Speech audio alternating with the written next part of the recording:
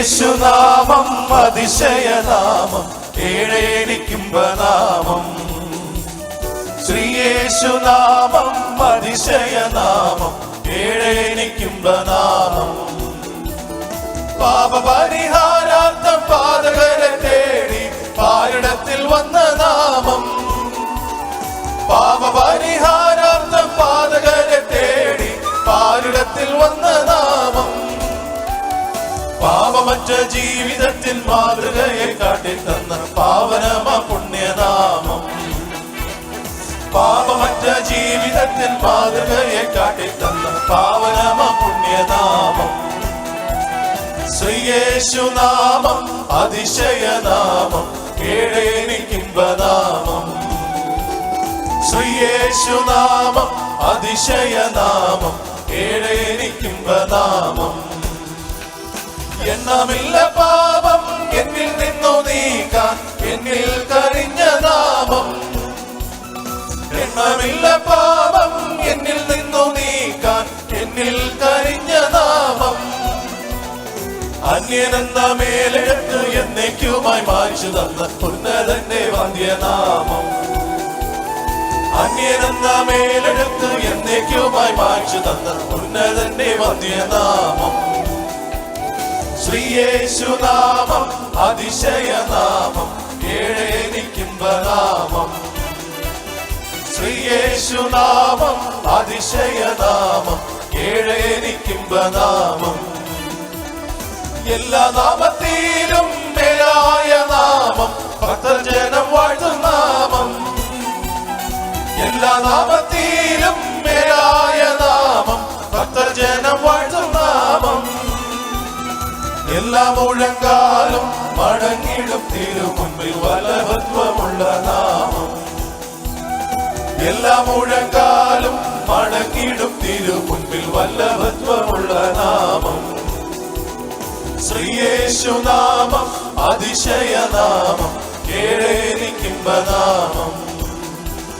ശ്രീയേശുനാമം അതിശയനാമം ഏഴേനിക്കുംബനാമം.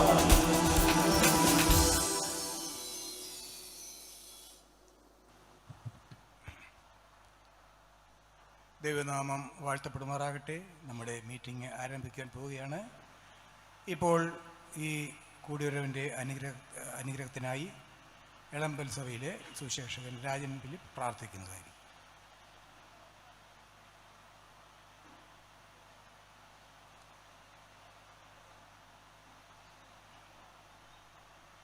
നമുക്ക് പ്രാർത്ഥിക്കാം. ഞങ്ങളുടെ സ്നേഹമേറിയ ദൈവമേ, സ്വർഗസ്ഥ പിതാവേ, അനുഗ്രഹീതമായ ഈ രാത്രിക്കായിട്ട് ഞങ്ങൾ നന്ദിയോടെ സ്തോത്രം ചെയ്യുന്നു. നിൻ്റെ വിലയേറിയ കൃപയാൽ, നിൻ്റെ കരുണയാൽ, നിൻ്റെ അത്ഭുത പ്രവൃത്തിയാൽ ഞങ്ങളിലുള്ള അന്ധകാരം മാറ്റി പ്രകാശമുദിപ്പിക്കുവാൻ അവിടുത്തെ പുത്രനായ യേശുക്രിസ്തുവിനെ ഞങ്ങൾക്ക് വേണ്ടി അയച്ചു തന്നതുകൊണ്ട് ഞങ്ങൾ തിരുനാമത്തിന് സ്തോത്രം ചെയ്യുന്നു.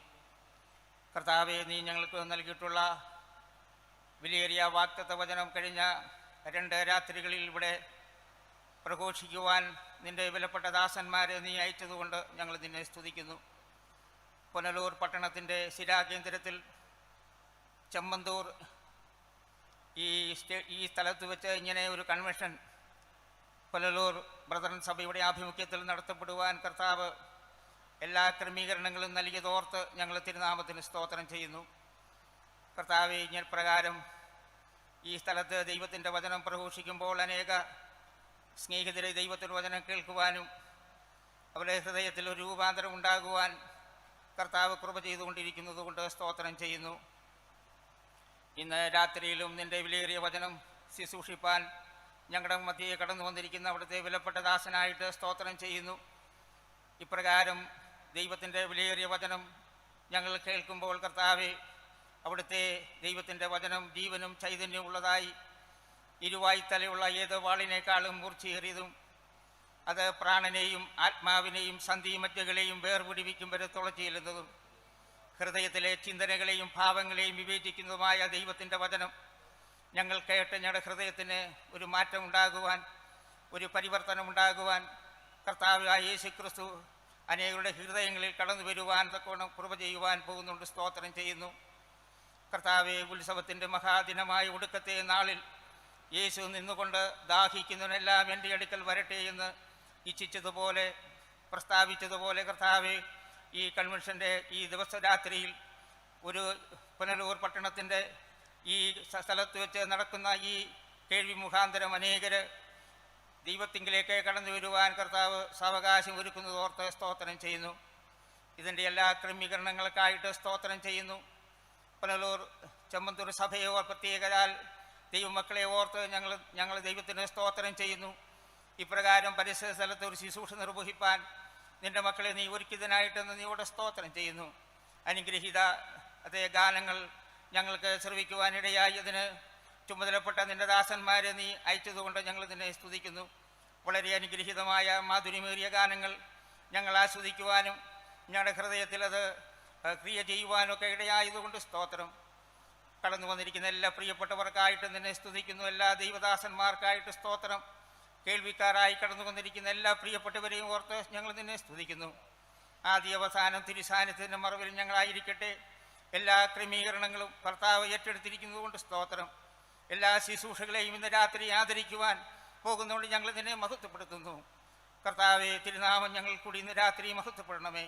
എല്ലാ ശുശ്രൂഷകളെയും അനുഗ്രഹിക്കണമേ. എല്ലാം മഹത്വത്തിനായി ചെയ്യണം. എല്ലാം ഞങ്ങൾക്ക് വേണ്ടി ജീവൻ വെച്ച ഞങ്ങളുടെ കർത്താവും രക്ഷിതാവുമായ യേശു ക്രിസ്തുവിൻ്റെ മഹത്വമുള്ള നാമത്തിൽ അടിയങ്ങൾ അപേക്ഷിക്കുന്നു. കൃപയുണ്ടായി കേൾക്കുമാറാകണമേ. ആമേൻ.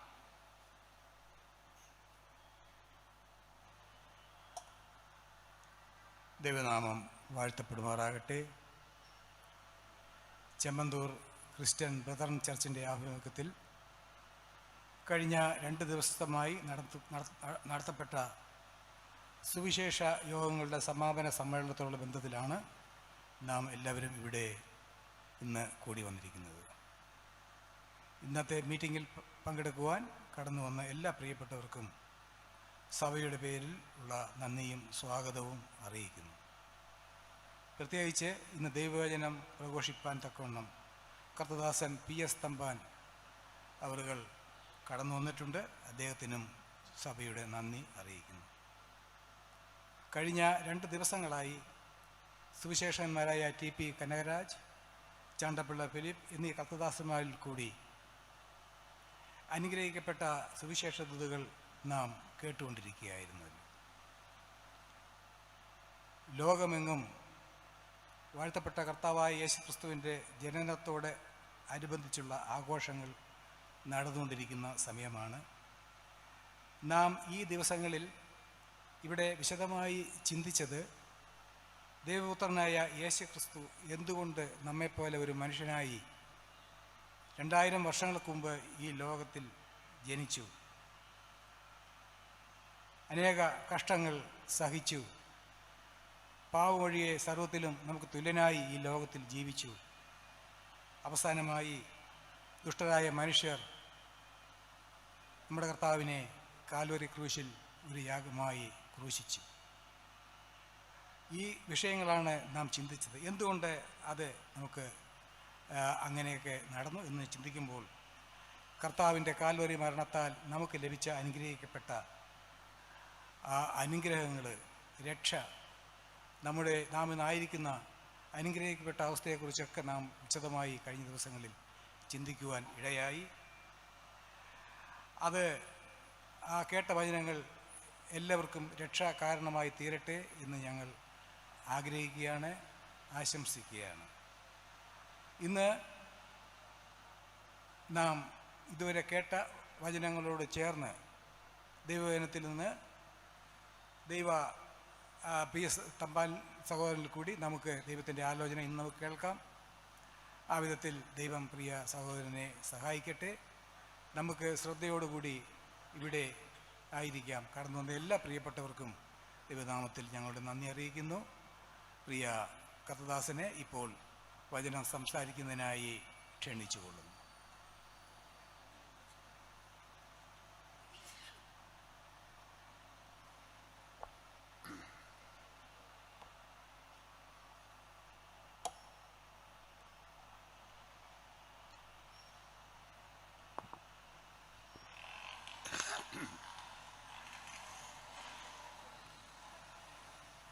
ദൈവനാമം മഹത്വപ്പെടുമാറാകട്ടെ. ഈ സന്ധ്യ കഴിഞ്ഞ സമയം ദൈവവചനം ശ്രദ്ധിക്കുവാൻ സന്നിഹിതരായിരിക്കുന്ന ഈ മൈക്കിൻ്റെ ശബ്ദപരിധിക്കുള്ളിൽ എന്നെ ശ്രദ്ധിക്കുന്ന എല്ലാ ബഹുമാന്യരായ ശ്രോതാക്കൾക്കും അനശ്വരനായ കർത്താവായ യേശുക്രിസ്തുവിൻ്റെ അനുഗ്രഹീതമായ നാമത്തിൽ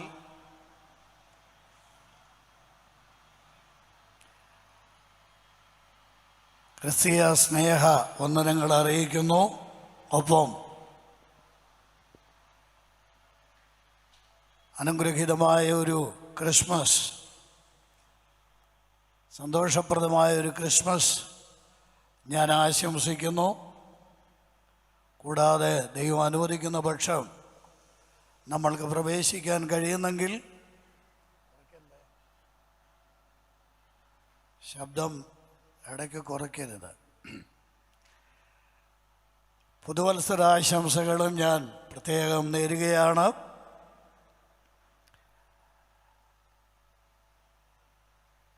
ഇവിടെ ഇന്ന് രാത്രിയിൽ മനോഹരമായ ഗാനങ്ങളാണ് നമ്മൾ ശ്രദ്ധിച്ചുകൊണ്ടിരുന്നത്.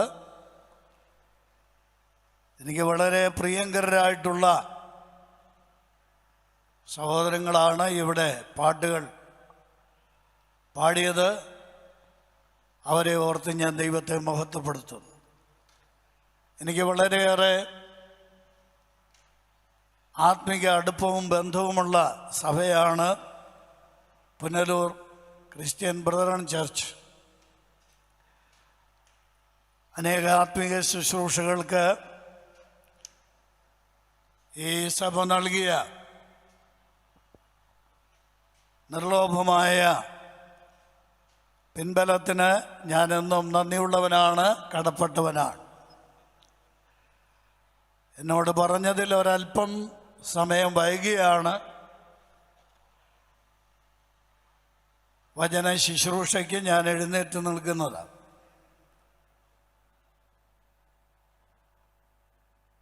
അതുകൊണ്ട് സമയം കൂടുതൽ ഞാൻ എടുക്കുകയില്ല. എനിക്ക് അനുവദിക്കപ്പെട്ടിരിക്കുന്ന സമയത്തിനുള്ളിൽ ദൈവം എന്നെ ഏൽപ്പിച്ചിരിക്കുന്ന സന്ദേശം നിങ്ങളുമായി പങ്കുവയ്ക്കുവാൻ ഞാൻ ആഗ്രഹിക്കുകയാണ്. ഈ പ്രദേശത്തിൻ്റെ ചുറ്റുവട്ടങ്ങളിൽ ധാരാളം ആത്മീയ ശുശ്രൂഷകളിൽ വചനം ശുശ്രൂഷിക്കുവാൻ എനിക്ക് അവസരമുണ്ടായിട്ടുണ്ട്. കൂടാതെ നരിക്കൽ എന്ന സ്ഥലത്ത് ഞാൻ താമസിക്കുന്ന സമയത്ത്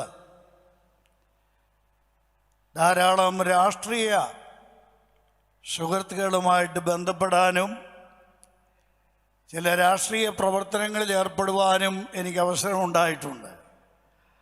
അതുകൊണ്ട് എനിക്ക് ധാരാളം രാഷ്ട്രീയ സുഹൃത്തുക്കളും ഈ പ്രദേശങ്ങളിലുണ്ട്. അവരൊക്കെ എന്നെ സ്നേഹിക്കുന്നവരാണ്. ചിലരൊക്കെ ഇന്ന് ഈ മീറ്റിങ്ങിന് എത്തിച്ചേരും എന്ന് അറിയാനും സാധിച്ചിട്ടുണ്ട്. അവർക്കും പ്രത്യേകം ഞാൻ ക്രിസ്തീയ അഭിവാദ്യങ്ങൾ അർപ്പിക്കുക. ഈ കഴിഞ്ഞ 2 ദിവസങ്ങളെയും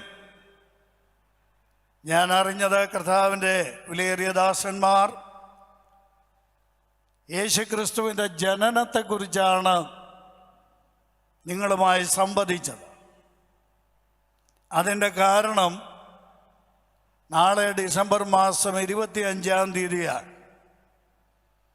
ലോകമെമ്പാടും ക്രൈസ്തവർ മാത്രമല്ല എല്ലാവരും. ഞാൻ ഈ കഴിഞ്ഞ ചില ദിവസങ്ങളിൽ മലപ്പുറം ജില്ലയിലായിരുന്നു.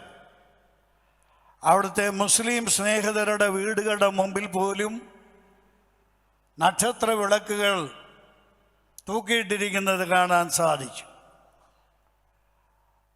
മതവ്യത്യാസം കൂടാതെ എല്ലാവരും ക്രിസ്മസ് ഒരാഘോഷമായി കൊണ്ടാടുന്ന ഒരു കാലഘട്ടത്തിലാണ് നമ്മൾ ജീവിക്കുന്നത്.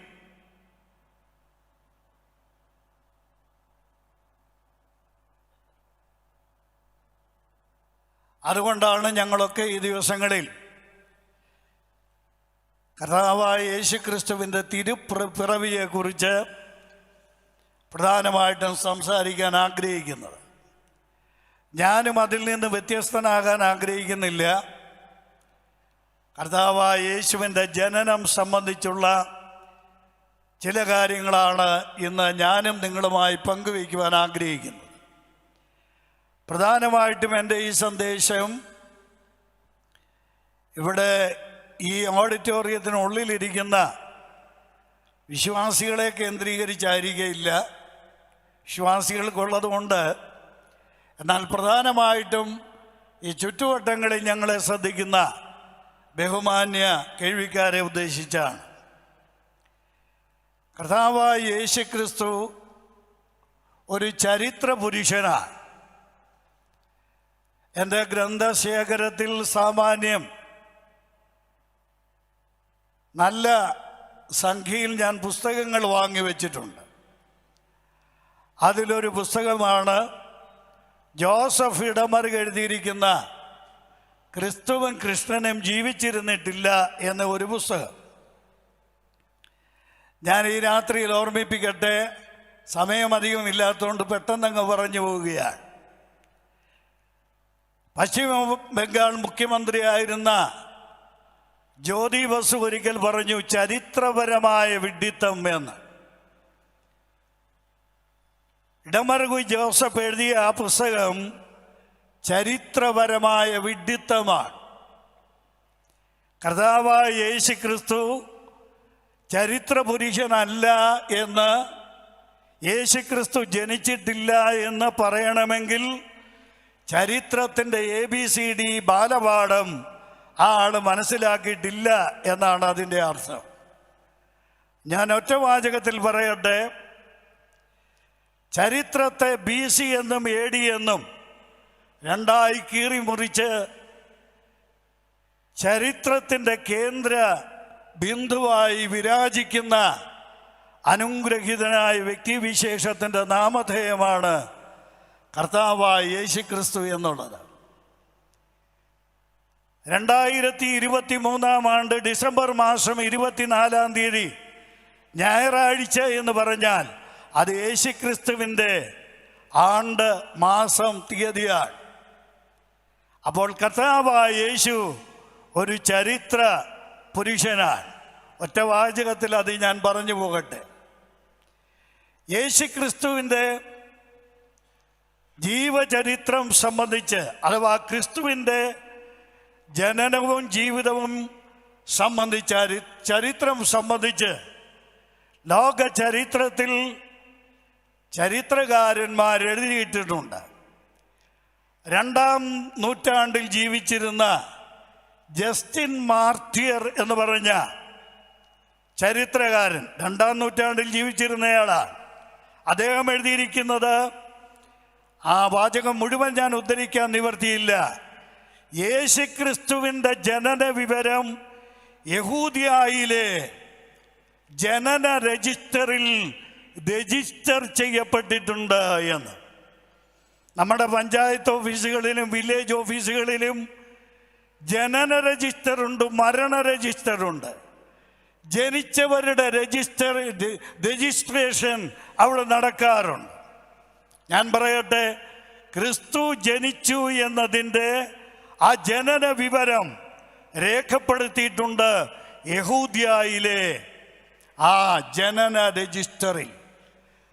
ഇനി നിങ്ങൾ ശ്രദ്ധിച്ചാൽ, റോമൻ ചരിത്രകാരനായ കൊർണേലിയസ് ടാസിറ്റസ് എന്ന് പറഞ്ഞ ചരിത്രകാരൻ, ക്രിസ്തുവിനും ക്രിസ്ത്യാനികൾക്കും വിരോധിയായിരുന്ന ആ മനുഷ്യൻ യേശുക്രിസ്തു ജനിച്ചു എന്നും ജീവിച്ചു എന്നും മരിച്ചു എന്നും ഉയർത്തെഴുന്നേറ്റു എന്ന് ക്രിസ്ത്യാനികൾ വിശ്വസിക്കുന്നു.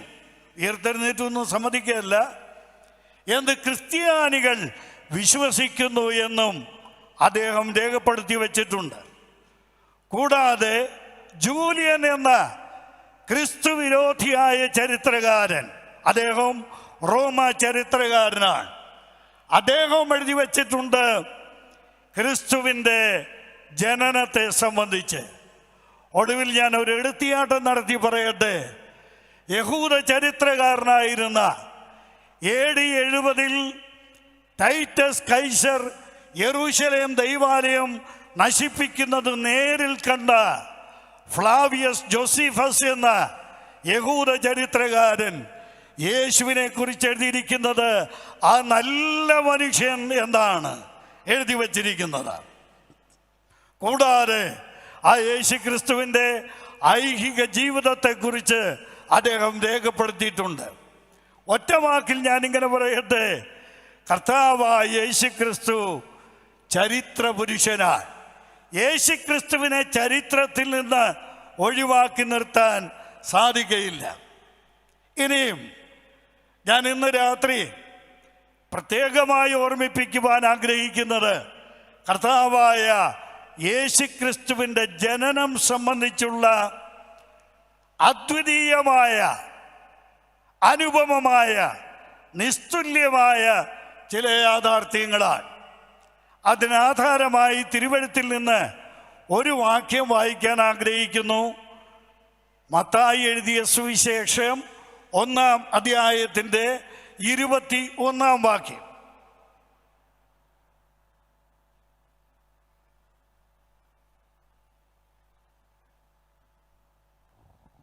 ഞാൻ അറിഞ്ഞത് വാക്യം വായിക്കാൻ ഇവിടെ ആളിനെ ഏർപ്പെടുത്തിയിട്ടുണ്ടെന്നാണ്. അവളൊരു മകനെ പ്രസവിക്കും, അവൻ തൻ്റെ ജനത്തെ അവരുടെ പാപങ്ങളിൽ നിന്ന് രക്ഷിപ്പാനിരിക്കൊണ്ട് നീ അവന് യേശു എന്ന് പേരിടണം എന്ന് പറഞ്ഞു. കർത്താവായ യേശു ക്രിസ്തുവിൻ്റെ തിരു അവതാരം ജനനം സംബന്ധിച്ച് ബൈബിളിൽ രേഖപ്പെടുത്തിയിരിക്കുന്ന അനുഗ്രഹീതമായ ഒരു കുറിമാനമാണ് നമ്മളിവിടെ വായിച്ചു കേട്ടത്. ഈ 1-ാം അധ്യായം, മത്തായിയുടെ സുവിശേഷം 1-ാം അധ്യായം, അരോചകമായി ആർക്കും തോന്നരുത്, പുറത്തുള്ളവർക്കും. ഈ 1-ാം അധ്യായം ക്രിസ്തുവിൻ്റെ ജനന വിവരം രേഖപ്പെടുത്തിയിരിക്കുന്ന ഒരു അധ്യായമാണ്. ഇവിടെ യേശു ക്രിസ്തുവിൻ്റെ ജനനത്തിൻ്റെ മഹത്വം, നിസ്തുല്യത രേഖപ്പെടുത്തിയിട്ടുണ്ട്.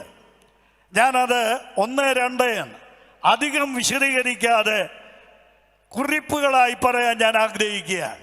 ഒന്നാമത്, ഈ അധ്യായത്തിൽ നിങ്ങൾ വായിച്ചാൽ ക്രിസ്തു ജനിച്ചത് രാജാവായിട്ടാണ്.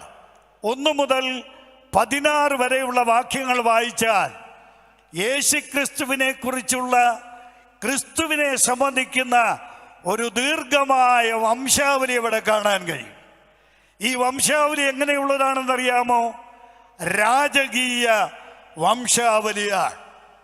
യേശു ക്രിസ്തു രാജാവായിട്ടാണ് ജനിച്ചത് എന്ന് തെളിയിക്കാൻ 2-ാം അധ്യായത്തിൻ്റെ 1-ാം വാക്യത്തിൽ അതുണ്ട്. യഹൂദന്മാരുടെ രാജാവായി ജനിച്ചവൻ.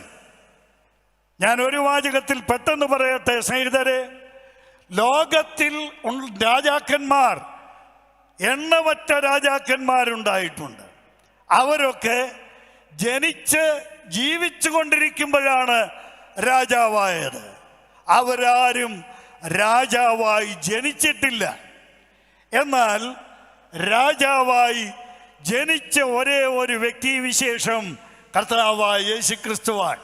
വിശദീകരിക്കേണ്ട കാര്യം ഞാനതവിടെ വിടുകയാണ്.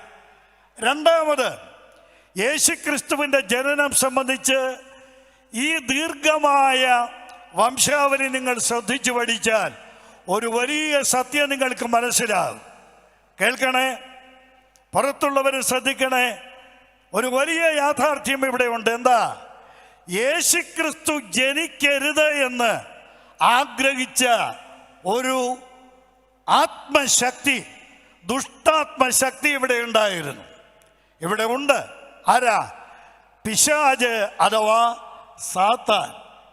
യേശുക്രിസ്തു ജനിക്കാൻ പാടില്ല എന്ന് ശഠിച്ച ഈ പിശാചിൻ്റെ ആ തന്ത്രത്തെ പരാജയപ്പെടുത്തിക്കൊണ്ട്, പിശാചിനെ തോൽപ്പിച്ചുകൊണ്ട് യേശുക്രിസ്തു ജനിച്ചു എന്ന വലിയ യാഥാർത്ഥ്യം ഈ വംശാവലി വിളിച്ചു പറയുകയാണ്. നിങ്ങൾ ശ്രദ്ധിച്ചാൽ അറിയാം, യഹൂദ വംശാവലി എഴുതുമ്പോൾ ഒരിക്കലും സ്ത്രീകളുടെ പേര് അതിലെഴുതാറില്ല. ഈ അകത്തിരിക്കുന്നവർക്കും ശ്രദ്ധിക്കാൻ വേണ്ടി ഞാൻ പറയുകയാണ്. സ്ത്രീകളുടെ പേര് അതിൽ എഴുതാറില്ല, പുരുഷന്മാരുടെ പേര് എഴുതാറുള്ളൂ. എന്നാൽ ക്രിസ്തുവിൻ്റെ ഈ വംശാവലി നിങ്ങൾ ശ്രദ്ധിച്ചാൽ 5 സ്ത്രീകളുടെ പേര് ഇവിടെ കണ്ടെത്താൻ കഴിയും. അതുമാത്രമല്ല, ഈ 5 സ്ത്രീകളെ കുറിച്ച് നമ്മൾ പഠിച്ചാൽ അവരിൽ പലരും അവരുടെ പലരുടെയും ധാർമ്മിക ജീവിതം, രാഹാബ് എന്ന് പറഞ്ഞ ഒരു സ്ത്രീ ഇതിനകത്തുണ്ട്, ആ സ്ത്രീയുടെ ധാർമ്മിക ജീവിതം. 2, താമാർ എന്ന് പറയുന്ന ഒരു സ്ത്രീ ഇതിലുണ്ട്, ആ സ്ത്രീയുടെ ധാർമ്മിക ജീവിതം അതിവിടെ പറയാൻ ഞാൻ ആഗ്രഹിക്കുന്നില്ല. മറ്റൊരു സ്ത്രീ രൂത്താണ്. നിങ്ങൾ ഓർക്കണം, രൂത്ത് മാത്രമല്ല, തുടർന്ന് കാണുന്നത് ദാവീദിന്റെ ഭാര്യ എന്ന് പറയുന്ന ബത്ശേബ എന്ന് പറഞ്ഞ സ്ത്രീ. ഈ 4 സ്ത്രീകളെ കുറിച്ച് നോക്കിയാലും രൂത്താണെങ്കിൽ 10ാം തലമുറയ്ക്ക് പോലും ദൈവാലയത്തിൽ പ്രവേശിക്കുവാൻ അനുവാദമില്ലാത്ത ഒരു സ്ത്രീയാണ്. നോക്കണം, ഇത്രയ്ക്ക് വെറുക്കപ്പെട്ട അറയ്ക്കപ്പെട്ട സ്ത്രീകളെയാണ് യേശുക്രിസ്തുവിൻ്റെ ഈ വംശാവലിയിൽ ഉൾപ്പെടുത്തിയിരിക്കുന്നത്. ഒടുവിലാണ് മറിയയുടെ പേര് പറഞ്ഞിരിക്കുന്നത്. എന്തുകൊണ്ടാണ് ഇതെന്നറിയാമോ? ഒറ്റ വാചകത്തിൽ പറയാം, വിശദീകരിച്ച് പറയേണ്ടതാണ്. യേശുക്രിസ്തു ജനിക്കാതിരിക്കാൻ, ഈ ഭൂമിയിൽ ക്രിസ്തു ജനിക്കാതിരിക്കാൻ ആഗ്രഹിച്ച ഒരു ശക്തിയാണ് പിശാച്. എന്തുകൊണ്ടാണെന്നറിയാമോ? ഇവിടെ മുമ്പ് കേട്ടതുപോലെ യേശുക്രിസ്തു ജനിക്കുന്നത് സ്ത്രീയുടെ സന്തതിയായിട്ടാണെന്നും ആ സ്ത്രീയുടെ സന്തതി സാത്താന്റെ തല തകർക്കുമെന്ന് യേശുക്രിസ്തു ജനിക്കുന്നതിന് നൂറ്റാണ്ടുകൾക്ക്, സഹസ്രാബ്ദങ്ങൾക്ക് മുമ്പ് ദൈവത്തിൻ്റെ അരുളപ്പാട്, ദൈവത്തിൻ്റെ വാഗ്ദത്തമുണ്ടായി. ഇത് കേട്ട പിശാച്, ഓർക്കണേ, നമ്മളെക്കാളും ദൈവത്തിൻ്റെ വചനം വിശ്വസിക്കുന്നത് പിശാചാണ്. അവനറിയാം ദൈവം പറഞ്ഞാൽ അത് നടക്കും, അവൻ്റെ തല തകർക്കപ്പെടുമെന്നുള്ളത് അറിയാം. ഈ സ്ത്രീയുടെ സന്തതി ജനിക്കാൻ പാടില്ല. അതിനാണ് അവൻ ക്രിസ്തുവിൻ്റെ രാജകീയ വംശാവലിയിൽ വിള്ളലുണ്ടാക്കി, വിടവുണ്ടാക്കി യേശുക്രിസ്തു ജനിക്കാതിരിക്കുവാൻ അവൻ തന്ത്രം പയറ്റിയത്. എന്നാൽ ദൈവത്തിന് സ്തോത്രം, പിശാചിൻ്റെ ആ തന്ത്രത്തെ പരാജയപ്പെടുത്തിക്കൊണ്ട് സമൂഹത്തിൽ അറയ്ക്കപ്പെട്ടവരായ, സമൂഹത്തിൽ വർജിക്കപ്പെട്ടവരായ ആ സ്ത്രീകളെ ഈ വംശാവലിയിലേക്ക് പിടിച്ചു നിർത്തിക്കൊണ്ട് സാത്താനെ പരാജയപ്പെടുത്തി യേശുക്രിസ്തുവിനെ ലോക ചരിത്രത്തിലേക്ക് നൽകുവാൻ സ്വർഗത്തിലെ ദൈവത്തിന് പ്രസാദം തോന്നി. ഓർക്കണം, ക്രിസ്തുവിൻ്റെ ജനനം നിസ്തുല്യമായിരിക്കുന്നതിൻ്റെ പ്രധാനപ്പെട്ട മറ്റൊരു കാരണം ഇതാണ്. എന്താ? പിശാചിനെ തോൽപ്പിച്ച ജനനമാണ് യേശുക്രിസ്തുവിൻ്റെ ജനനം. അതുമാത്രമല്ല, ക്രിസ്തുവിൻ്റെ ജനനത്തെക്കുറിച്ച് ഇവിടെ നിങ്ങൾ വായിച്ചാൽ അറിയാം. എന്ത് ചെയ്യാൻ, സമയത്തിൻ്റെ വലിയ ബുദ്ധിമുട്ട് എനിക്കുണ്ട്. എങ്ങനെ പറഞ്ഞ് അവസാനിപ്പിക്കണമെന്ന് എനിക്കറിഞ്ഞുകൂടാ. അനിതര സാധാരണമായ ജനനമായിരുന്നു കർത്താവായ യേശുക്രിസ്തുവിൻ്റെ ജനനം.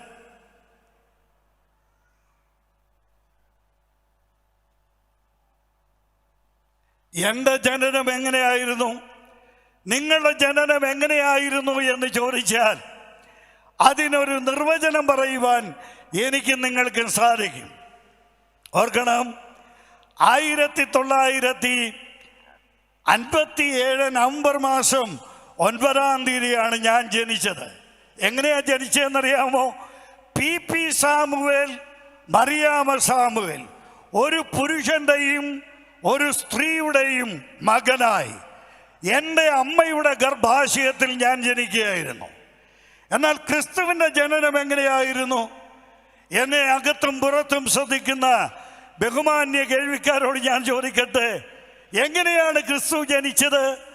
ക്രിസ്തുവിൻ്റെ ജനനത്തിൻ്റെ സവിശേഷത, ആ ജനനം സ്ത്രീയിൽ നിന്നും മാത്രമാണ്. മറിയയിൽ നിന്ന് മാത്രമായിട്ടാണ് ജനിച്ചത്. ഒരു പുരുഷന്റെ സാന്നിധ്യം അവിടെ ഇല്ല. അതുകൊണ്ട് ക്രിസ്തുവിൻ്റെ പേര് സ്ത്രീയുടെ സന്തതി എന്നാണ്. ഞാൻ ഓർമ്മിപ്പിക്കട്ടെ, എങ്ങനെയാണ് ക്രിസ്തു ജനിച്ചത്? 2 വാക്യങ്ങൾ ഈ 1-ാം അധ്യായത്തിലുണ്ട്. ഒന്ന്, ദൈവം യോസേപ്പിനോട് പറയുന്നു, അവളിൽ ഉൽപ്പാദിതമായത് പരിശുദ്ധാത്മാവിനാലാകുന്നു. തൊട്ടു മുകളിൽ പറയുന്നു, ആത്മാവിനാൽ, പരിശുദ്ധാത്മാവിനാൽ അവൾ ഗർഭവതിയായി എന്ന്. ഞാൻ ചോദിക്കട്ടെ പ്രിയപ്പെട്ടവരെ, ഇന്ന് രാത്രി എന്നെ ശ്രദ്ധിക്കുന്ന ബഹുമാന്യ കേൾവിക്കാർ ഉത്തരം പറയണം. സ്ത്രീയുടെ മാത്രം സന്തതിയായി പരിശുദ്ധാത്മാവിനാൽ ദൈവത്താൽ ചരിത്രത്തിലേക്ക് വന്ന് ജനിച്ച വേറൊരു വ്യക്തിയെ ചൂണ്ടിക്കാണിക്കാൻ നിങ്ങൾക്ക് സാധിക്കുമോ? ഇതാണ് കർത്താവായ യേശുക്രിസ്തുവിന്റെ ജനനത്തിന്റെ മഹത്വം എന്ന് പറയുന്നത്. നിങ്ങൾ ഓർക്കണം, സ്ത്രീയുടെ മാത്രം സന്തതിയായി, ഞാൻ മുമ്പ് പറഞ്ഞതുപോലെ ഏദനിൽ ദൈവം നൽകിയ വാഗ്ദത്തം നിവർത്തിക്കുവാൻ സ്ത്രീയുടെ മാത്രം സന്തതിയായി പരിശുദ്ധാത്മാവിനാൽ ഗർഭവതിയായി യേശുക്രിസ്തുവിനെ ഈ ലോകത്തിലേക്ക് സമ്മാനിക്കുവാൻ ദൈവം പ്രസാദിക്കുകയായിരുന്നു. ഇതുപോലെ ഒരു ജനനം ലോക ചരിത്രത്തിൽ ഉണ്ടായിട്ടില്ല. ക്രിസ്മസ് എന്ന് പറഞ്ഞാൽ നിങ്ങളൊക്കെ ആഘോഷ തിമിർപ്പിൽ മറന്നുപോകുന്ന കാര്യങ്ങൾ ഞങ്ങളിവിടെ ഓർമ്മിപ്പിക്കുകയാണ്. ഒരു വ്യക്തി ഇവിടെ ജനിച്ച് ജീവിച്ചതുപോലെ, ഒരു സാധാരണ മനുഷ്യൻ ഇവിടെ ജനിച്ച് ജീവിച്ചതുപോലെ, ഇവിടുത്തെ നേതാക്കന്മാർ, ഭരണാധികാരികൾ, തത്വജ്ഞാനികൾ അവർ ജനിച്ച് ജീവിച്ചതുപോലെയല്ല ക്രിസ്തു ജനിച്ചത്. ക്രിസ്തുവിന്റെ ജനനം നിസ്തുല്യമാണ്. പരിശുദ്ധാത്മാവിനാൽ വിശുദ്ധ പ്രജയായി. ലൂക്കോസ് വിശേഷം 1-ാം അധ്യായത്തിലും ഈ വലിയ സത്യം കാണാൻ കഴിയുന്നുണ്ട്. പരിശുദ്ധാത്മാവിനാലാണ് ക്രിസ്തുവിന്റെ ജനനം സംഭവിച്ചത്.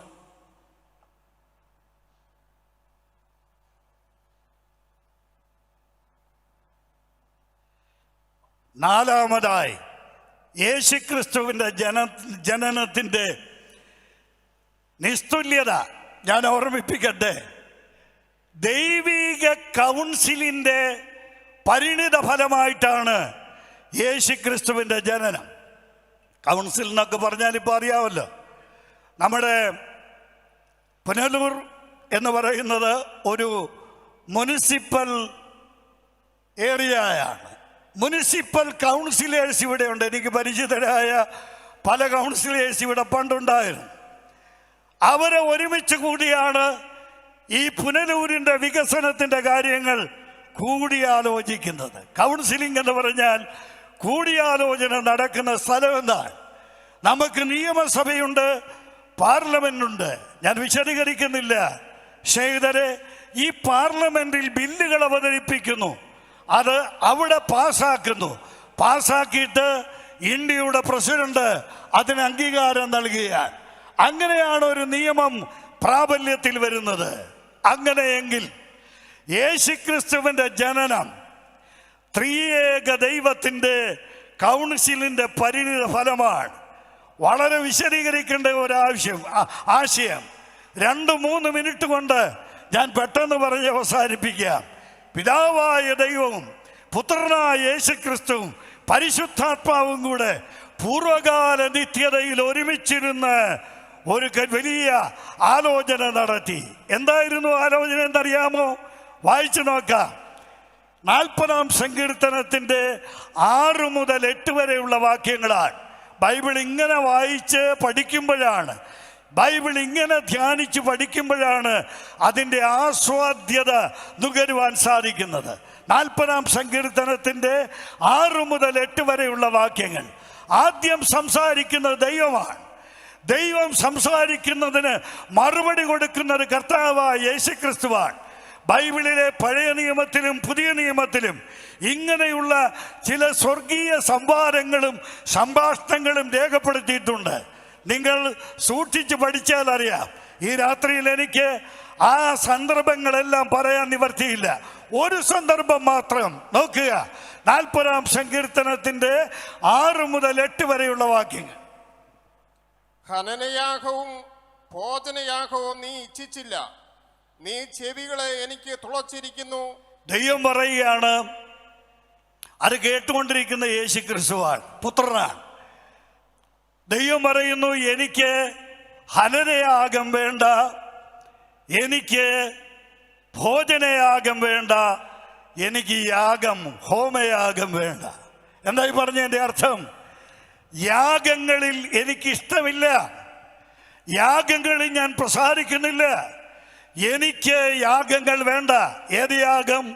ഹോമയാഗമാകട്ടെ, ഹനനയാഗമാകട്ടെ, ഭോജനയാഗമാകട്ടെ, മൃഗങ്ങളെ കൊന്നൊടുക്കി രക്തപ്പുഴി ഒഴുക്കുന്ന ആ ബലി എനിക്ക് വേണ്ട. ദൈവം പറയുകയാണ്, അതിൽ ഞാൻ പ്രസാദിക്കയില്ല, എനിക്ക് ഹനനയാഗം വേണ്ട. ഇത് ദൈവം പറയുകയാണ്. അടുത്തെന്താ കേൾക്കുന്നതെന്ന് നോക്കാട്ട് വായിച്ചാട്ടെ ബ്രദറെ. അപ്പോൾ ഞാൻ പറഞ്ഞു, യേശുക്രിസ്തു അപ്പോൾ പറയുകയാണ്, പിതാവായ ദൈവം എനിക്ക് ഈ യാഗങ്ങൾ വേണ്ട, എനിക്ക് ഈ യാഗത്തിൽ പ്രസാദമില്ല എന്ന് പറഞ്ഞപ്പോൾ പുത്രൻ പറയുകയാണ്, എന്താ? അപ്പോൾ ഞാൻ പറഞ്ഞു, ഇതാ ഞാൻ വരുന്നു, പുസ്തക ചുരുളിൽ എന്നെ കുറിച്ച് എഴുതിയിരിക്കുന്നു. തീർന്നില്ല. ദൈവമേ, നിന്റെ ഇഷ്ടം ചെയ്യുവാൻ ഇതാ ഞാൻ വരുന്നു എന്ന്. എന്റെ പ്രിയ സ്നേഹിതരെ, പുനലൂർ പ്രദേശമേ, സ്വർഗത്തിലെ ദൈവം പൂർവകാല നിത്യതയിൽ അവർ 3 ആളത്വങ്ങൾ ഒരുമിച്ചിരുന്ന് സംഭാഷിക്കുന്ന രംഗമാണിത്. ദൈവം പറഞ്ഞു, മനുഷ്യന്റെ പാപത്തിന്റെ മോചനത്തിന് വേണ്ടി അർപ്പിക്കപ്പെടുന്ന ഹോമയാഗം എനിക്ക് വേണ്ട.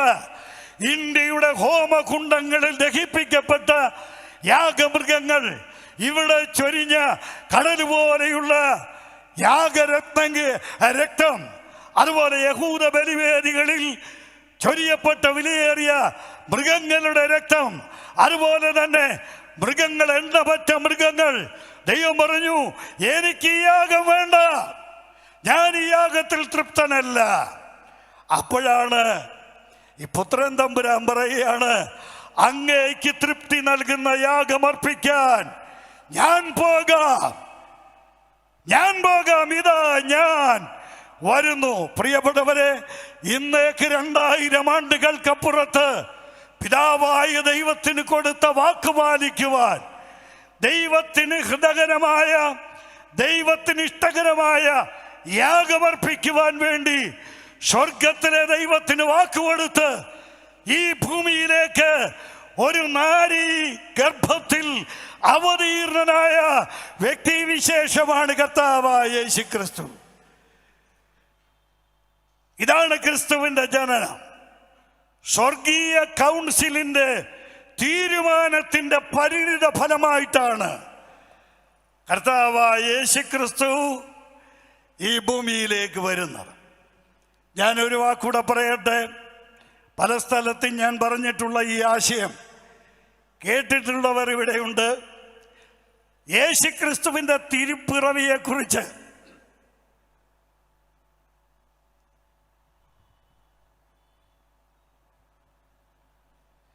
ഇവിടെ ഇന്ന് പാടിയ എന്തോ ഒരു അത്ഭുത പുരുഷൻ ക്രിസ്തു എന്നുള്ള ഗാനത്തിലുണ്ട്. തൻ അവതാരം നിസ്തുല്യം. യേശുക്രിസ്തുവിന്റെ അവതാരം. ചില ക്രൈസ്തവർക്ക് ഈ അവതാരം എന്നുള്ള വാക്ക് അത്ര പഥ്യമല്ല, അത്ര ഇഷ്ടമല്ല. എന്നാൽ ഓർക്കുക, ബൈബിളിലെ ഒരു വലിയ യാഥാർത്ഥ്യമാണ് അവതാരം എന്നുള്ളത്. അവതാരം എന്ന വാക്കിന്റെ അർത്ഥം അറിയാമോ? ഇറങ്ങി വരിക, ഇറങ്ങി വരവ് എന്നാണ്. യേശുക്രിസ്തു നിങ്ങൾ സുവിശേഷങ്ങൾ വായിച്ചാൽ ആവർത്തിച്ച് പറയുന്നു. യോഹന്നാൻ 6:37, 38, 39 ഈ ഭാഗങ്ങളൊക്കെ നോക്കുക. ഞാൻ സ്വർഗത്തിൽ നിന്നിറങ്ങി വന്നിരിക്കുന്നു. കർത്താവ് പറഞ്ഞു, ഞാൻ സ്വർഗത്തിൽ നിന്നിറങ്ങി വന്ന. ഇതാണ് അവതാരം. സ്വർഗത്തിൽ നിന്ന് ഇറങ്ങി വന്നു. ഞാൻ ഓർമ്മിപ്പിക്കട്ടെ പ്രിയപ്പെട്ടവരെ, യേശുക്രിസ്തുവിന്റെ തിരുപ്പിറവി അവതാരമാണ്.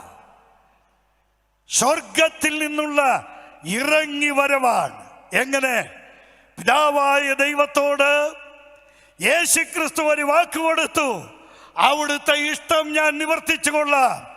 ഹോമയാഗത്തിന് പകരം അവിടുത്തേക്ക് ഇഷ്ടമുള്ള ഒരു യാഗം ഞാൻ അർപ്പിക്കാം.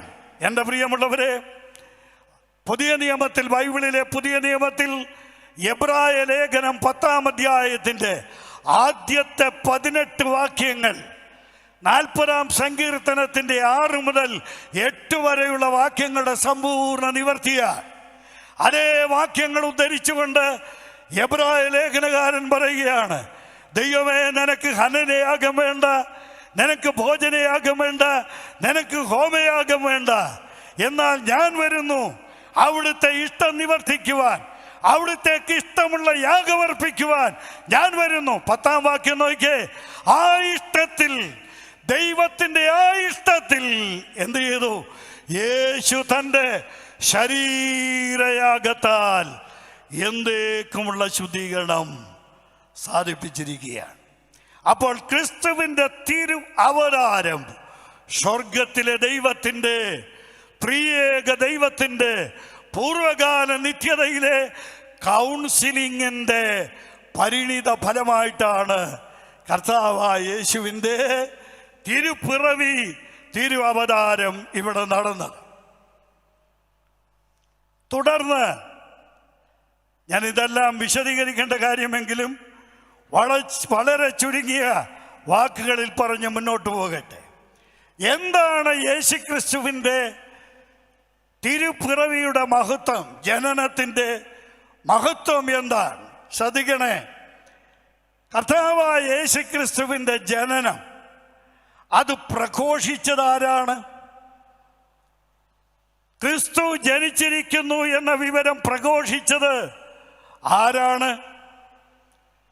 നമ്മുടെയൊക്കെ വീടുകളിൽ ജനനം നടന്നാൽ ഇപ്പോൾ വലിയ സൗകര്യമാണ്. അത് ജനങ്ങളിൽ എത്തിക്കാൻ വലിയ സംവിധാനങ്ങളുണ്ട്.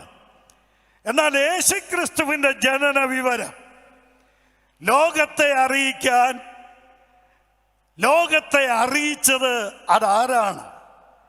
ഈ ജനനം പ്രഘോഷിച്ചതാരാണ്? കഴിഞ്ഞ രാത്രിയിൽ ദൈവത്തിൻ്റെ ദാസന വചനങ്ങൾ വായിച്ചു. എന്നാൽ ഈ സന്ദർഭത്തിൽ ഇതിനോട് ചേർത്ത് ഞാൻ ആ വാക്യം ഉദ്ധരിച്ചേ മതിയാകുകയുള്ളൂ. നോക്കുക, ലൂക്കോസ് എഴുതിയ സുവിശേഷം 2-ാം അധ്യായത്തിൻ്റെ 8 മുതൽ 14 വരെയുള്ള വാക്യങ്ങൾ. ആ വാക്യങ്ങൾ നിങ്ങൾ നോക്കിയാൽ അറിയാം. വെളിമ്പ്രദേശത്ത്, ഇവിടെ പാട്ടിന് മുമ്പ് കേട്ടതുപോലെ, വെളിമ്പ്രദേശത്ത് ആടുകളെ മേയിച്ചുകൊണ്ട് ഒരു പറ്റം ഇടയന്മാർ, വെളിമ്പ്രദേശത്ത് എന്ന് പറഞ്ഞാൽ അവർക്ക് പാർക്കാൻ മേൽക്കൂരയുള്ള വീടുകളൊന്നുമില്ല, സൗകര്യമൊന്നുമില്ല. ആടിനോടുകൂടെ അവർ പുറത്ത് കിടക്കുകയാണ്.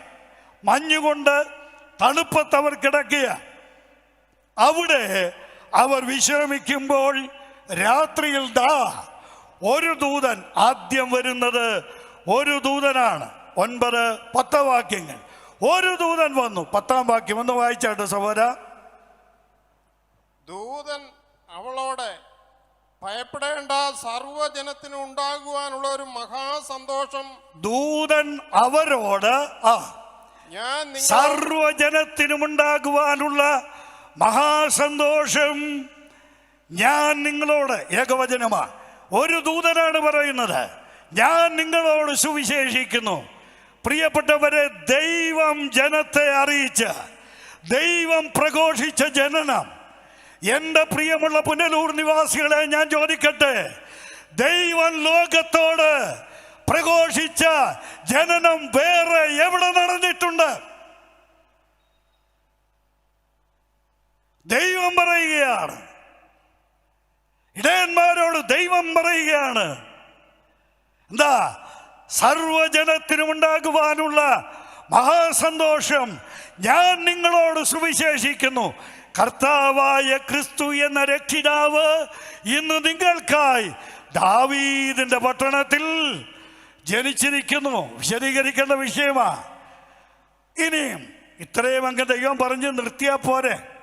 അവർ പോയി തെരഞ്ഞു പിടിച്ച് കാണുകയില്ലേ? അടുത്തതെന്താണ്? അടയാളം പറഞ്ഞു കൊടുക്കുകയാണ്. ഈ ജനിച്ച വ്യക്തിയുടെ അടയാളമാണ് അടുത്ത് പറയുന്നത്. എന്താ? അതിൻ്റെ അടയാളമോ? ബൈബിള് വായിക്കുന്ന ആൾ എന്നെ ഒന്ന് സഹായിച്ചോണം. അതിൻ്റെ അടയാളമോ? എന്താ അടയാളം? ശീലകൾ ചുറ്റി പശുത്തൊട്ടിയിൽ കിടക്കുന്ന ശിശു. ഏതാണ് ശിശു? അടയാള സഹിതം പറഞ്ഞു കൊടുക്കുകയാണ്. സ്വർഗത്തിലെ ദൈവം അടയാള സഹിതം ലോകത്തിന് ബോധ്യപ്പെടുത്തിയ ജനനം, തിരുപ്പിറവി, അവതാരം. ലോക ചരിത്രത്തിൽ മറ്റൊരിടത്തും നടന്നിട്ടില്ല.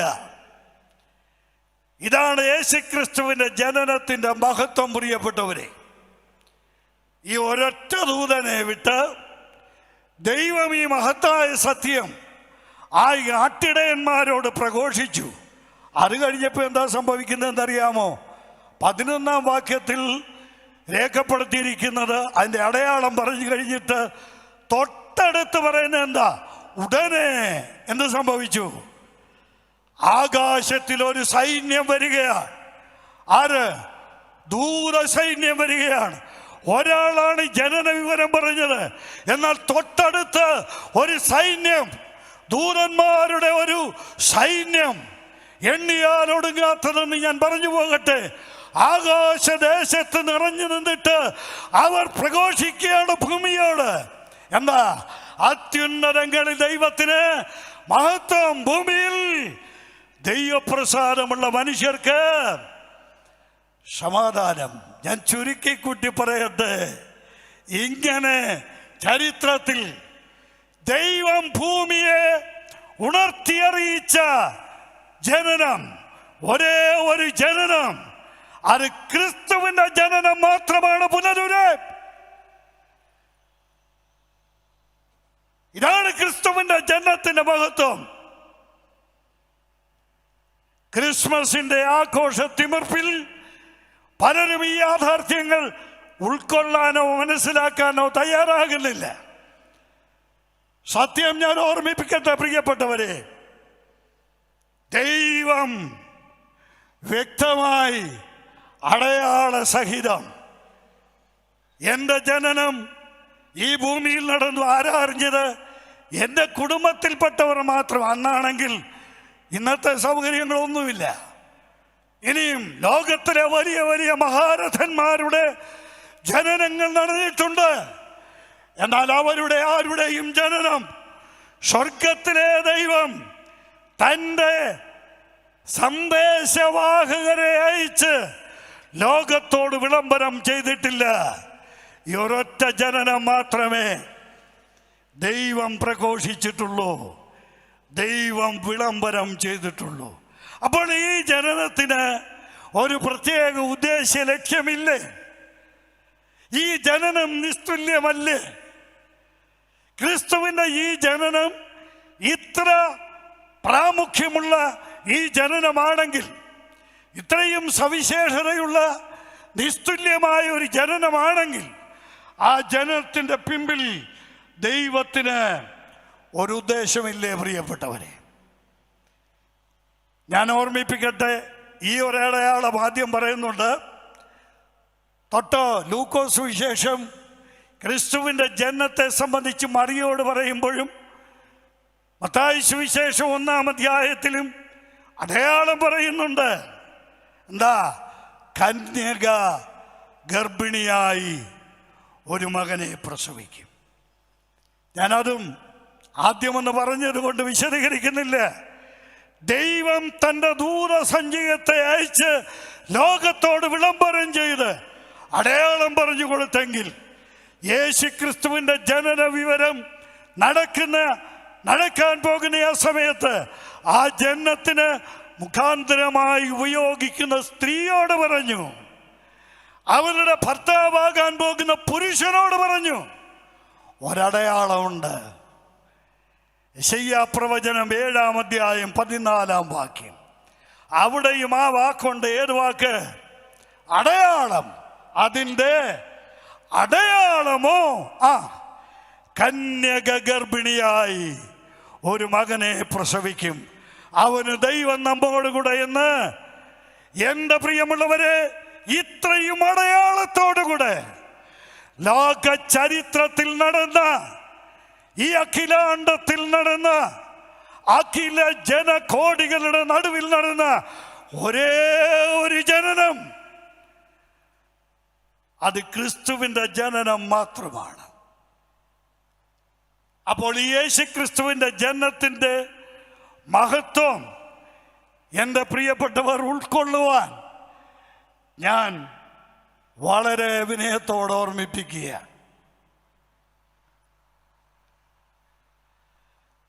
ഇനിയും അടുത്ത ഒരാശയം, ക്രിസ്തുവിൻ്റെ ജനനത്തോട് ബന്ധപ്പെട്ട് ബൈബിൾ പ്രഘോഷിക്കുന്ന മറ്റൊരു വലിയ സത്യമുണ്ട്. ക്രിസ്തുവിൻ്റെ ജനനം സംബന്ധിച്ചുള്ള വിശദ വിവരങ്ങൾ ദൈവം തന്നെ മനുഷ്യനോട് പറഞ്ഞു കൊടുക്കുകയാണ്. കേൾക്കണേ കേട്ടോ, ദൈവം തന്നെ ക്രിസ്തുവിൻ്റെ ജനനത്തിൻ്റെ വിശദ വിവരങ്ങൾ നൽകുകയാണ്. ഞാൻ ചോദ്യോത്തര രീതിയിൽ അത് പറയാം. എപ്പോഴാണ് ജനനം നടക്കുന്നത്? ദൂതനെ കൊണ്ട് പറയുകയാണ്, ഇന്ന് ജനിക്കാൻ പോവുകയാണ്. 2, ഈ ജനനം എവിടെയാണ് നടക്കുന്നത്? ബേത്ലഹേമിലാണ് ഞാൻ നടക്കുന്നത്, ദാവീദിന്റെ പട്ടണത്തിലാണ്. വിശദീകരിക്കാൻ എനിക്ക് പോരല്ലോ സമയം. നിങ്ങൾ ഇസ്രായേലിൻ്റെ ഭൂമിശാസ്ത്രം പഠിച്ചാൽ 2 ബേത്ലഹേമുണ്ട് കേട്ടോ. ഇസ്രായേലിൽ 2 ബേത്ലഹേമുണ്ട്. എന്നാൽ മീഖായെ വിളിച്ചിട്ട് ദൈവം പറഞ്ഞു, ഏത് ബേത്ലഹേമിലാണ് യേശു ജനിക്കാൻ പോകുന്നതെന്ന്. ഏത് ബേത്ലഹേമിലെയാ? ഗലീലയിലെ ബേത്ലഹേമിലല്ല, പിന്നെ യഹൂദ്യയിലെ ബേത്ലഹേമിലാണ് ക്രിസ്തുവിൻ്റെ ജനനം നടക്കാൻ പോകുന്നത്. തീർന്നില്ല. എങ്ങനെയാണ് ക്രിസ്തു ജനിക്കുന്നത്?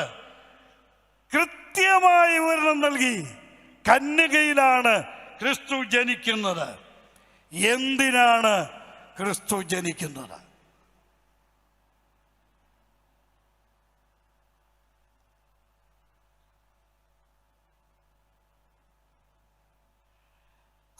ആ ആശയം വ്യക്തമാക്കണമെങ്കിൽ എല്ലാവരും ശ്രദ്ധിക്കണേ, പുറത്തും അകത്തുമുള്ളവർ. എന്തിനാണ് ക്രിസ്തു ജനിച്ചത്? ഞാൻ ഇത്രയും കാര്യങ്ങളൊക്കെ പറഞ്ഞപ്പോൾ ഈ ബൈബിൾ അറിയാവുന്ന പലരും കാര്യങ്ങളൊക്കെ ഏകദേശം മനസ്സിലാക്കുക. എന്നാൽ പുറത്തെന്നെ ശ്രദ്ധിക്കുന്ന എല്ലാ പ്രിയപ്പെട്ടവർക്കും ഈ പറയുന്ന കാര്യങ്ങളെല്ലാം പൂർണ്ണമായി അറിയണമെന്നില്ലല്ലോ.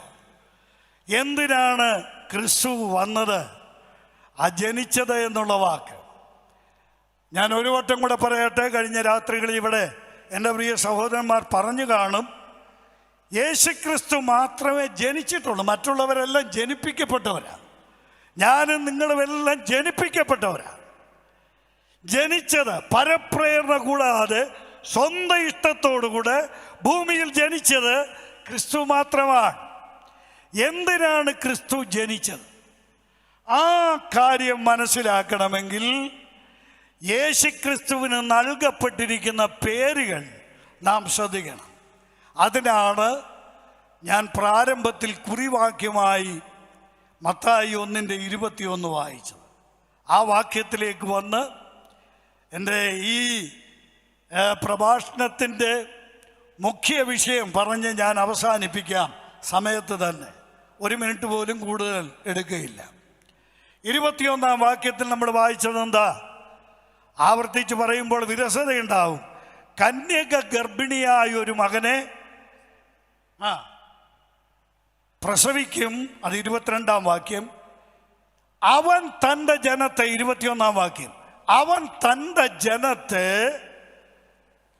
അവരുടെ പാപങ്ങളിൽ നിന്ന് രക്ഷിപ്പാനിരിക്കൊണ്ട് അവന് യേശു എന്ന് പേരിടണം. നമുക്കെല്ലാവർക്കും അറിയാവുന്ന വാക്യമായതുകൊണ്ട് പല ക്രൈസ്തവർക്കുള്ള ഒരു കുഴപ്പം, അറിയാവുന്ന വാക്യം പിന്നെ ചിന്തിക്കുകയില്ല.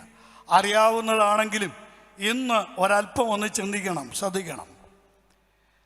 യേശുക്രിസ്തുവിന് ദൈവമിട്ട പേരാ ഇവിടെ കാണുന്നത്. എന്താ ദൈവമിട്ട പേരെന്താ? യേശു എന്ന പേരാണ്. ഞാൻ മറ്റു ഭാഗത്തേക്കൊന്നും പോകുന്നില്ല.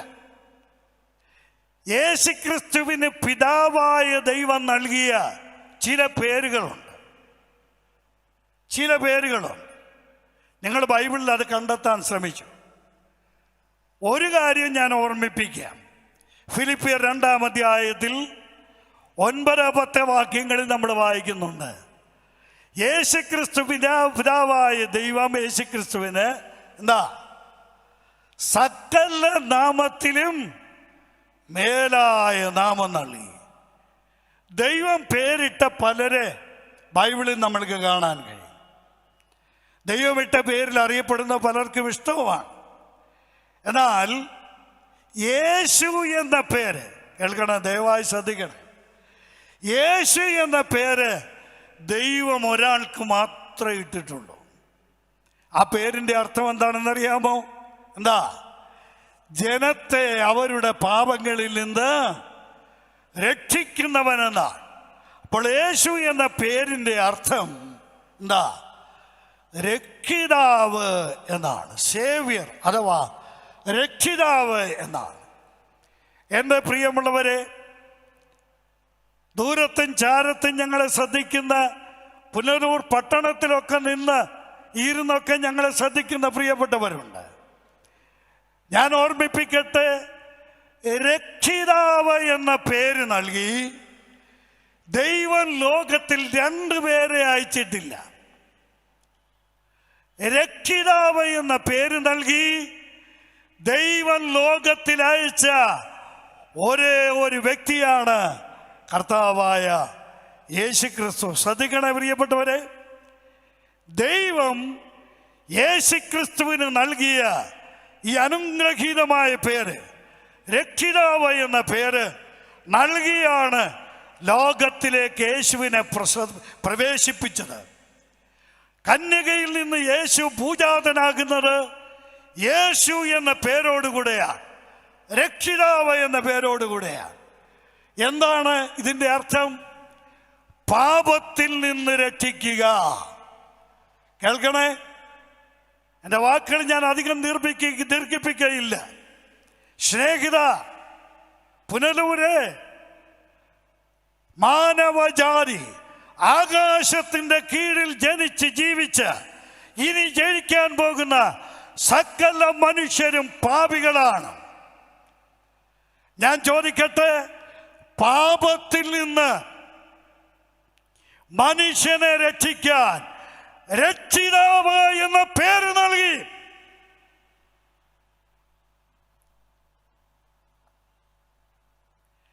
ദൈവം അയച്ച വേറെ ഒരാളിനെ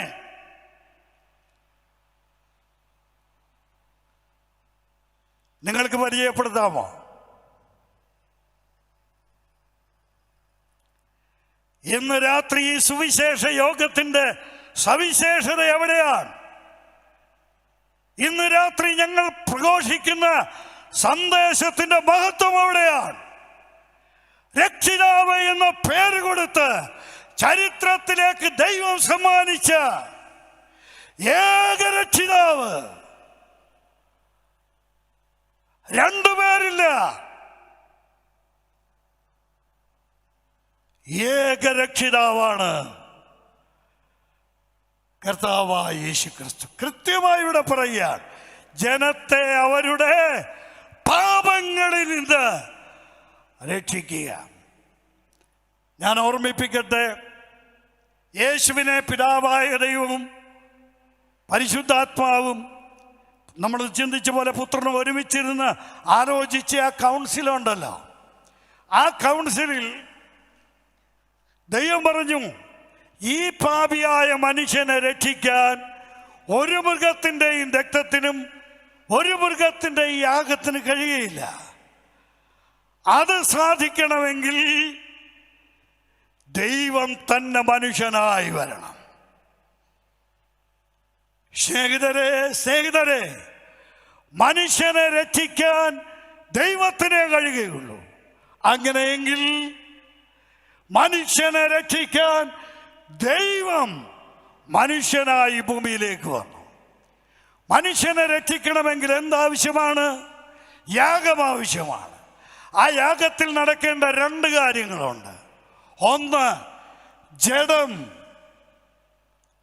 യാഗപീഠത്തിൽ വെന്ത് ദഹിക്കണം, ജഡം യാഗമായി തീരണം. 2, എബ്രായർ 9:22 എന്ത് നടക്കണം? 2, രക്തം ചൊരിയണം. ചുരുക്കി പറയട്ടെ പുനലൂരെ, ജഡവും വേണം, രക്തവും വേണം. മനുഷ്യന്റെ പാപത്തിന്റെ പരിഹാരം വരുത്തണമെങ്കിൽ ജഡം യാഗമാകണം, അഗ്നികുണ്ഡത്തിൽ വെന്തരിയണം. 2, രക്തം ചൊരിയണം. ദൈവത്തിന് ജഡമില്ല, ശരീരമില്ല. ദൈവത്തിന് രക്തമില്ല. അപ്പോൾ എന്ത് സംഭവിക്കണം? ശരീരവും രക്തവും ഇല്ലാത്ത ദൈവം ആരായിട്ട് വരണം? ശരീരവും രക്തവുമുള്ളവനായിട്ട് വരണം. അതാണ് ചരിത്രത്തിലെ ആദ്യത്തെ ക്രിസ്മസ്. മനുഷ്യനെ അവരുടെ പാപങ്ങൾ രക്ഷിക്കുവാൻ ശരീരത്തോടുകൂടെ രക്തത്തോടുകൂടെ ചരിത്രത്തിലേക്ക് ഇറങ്ങി വന്ന് 33 വർഷം ഇവിടെ ജീവിച്ച് ഒടുവിൽ കാൽവരിയിലെ കുരിശിൽ ആ ജഡം, ആ ശരീരം നരകത്തിൽ വെന്തരിയാൻ, യാഗമാക്കപ്പെടുവാൻ, യാഗമാകുവാൻ ഏൽപ്പിച്ചു കൊടുത്തിട്ട് ആ ശരീരത്തിലെ തിരുരക്തം അവസാനത്തെ തുള്ളി വരെ എനിക്കും നിങ്ങൾക്കും വേണ്ടി ഏൽപ്പിച്ചു തന്ന് ഊറ്റിയൊഴുക്കി തന്ന് ജീവബലിയായി തീർന്ന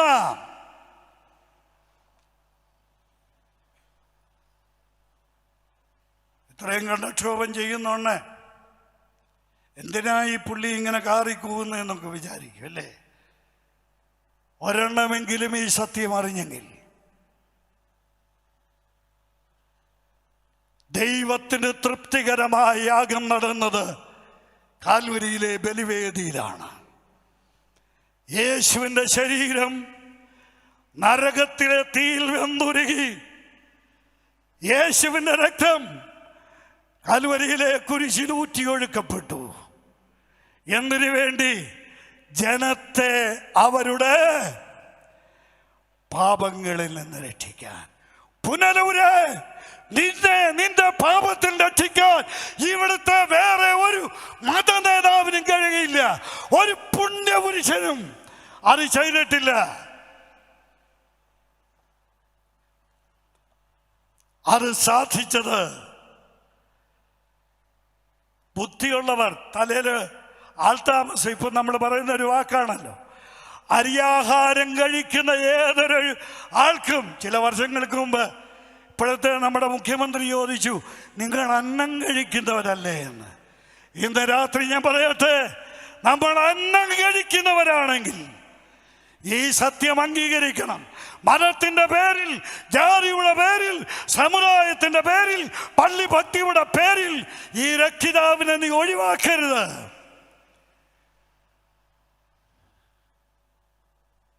ഇന്ന് രാത്രി വ്യക്തമായി അസന്ദിഗ്ധമായ ഭാഷയിൽ ഏതൊരു വ്യക്തിക്കും മനസ്സിലാകത്തക്ക വിധം ലളിതമായി ഞങ്ങൾ ഈ സന്ദേശം പറയുകയാണ്.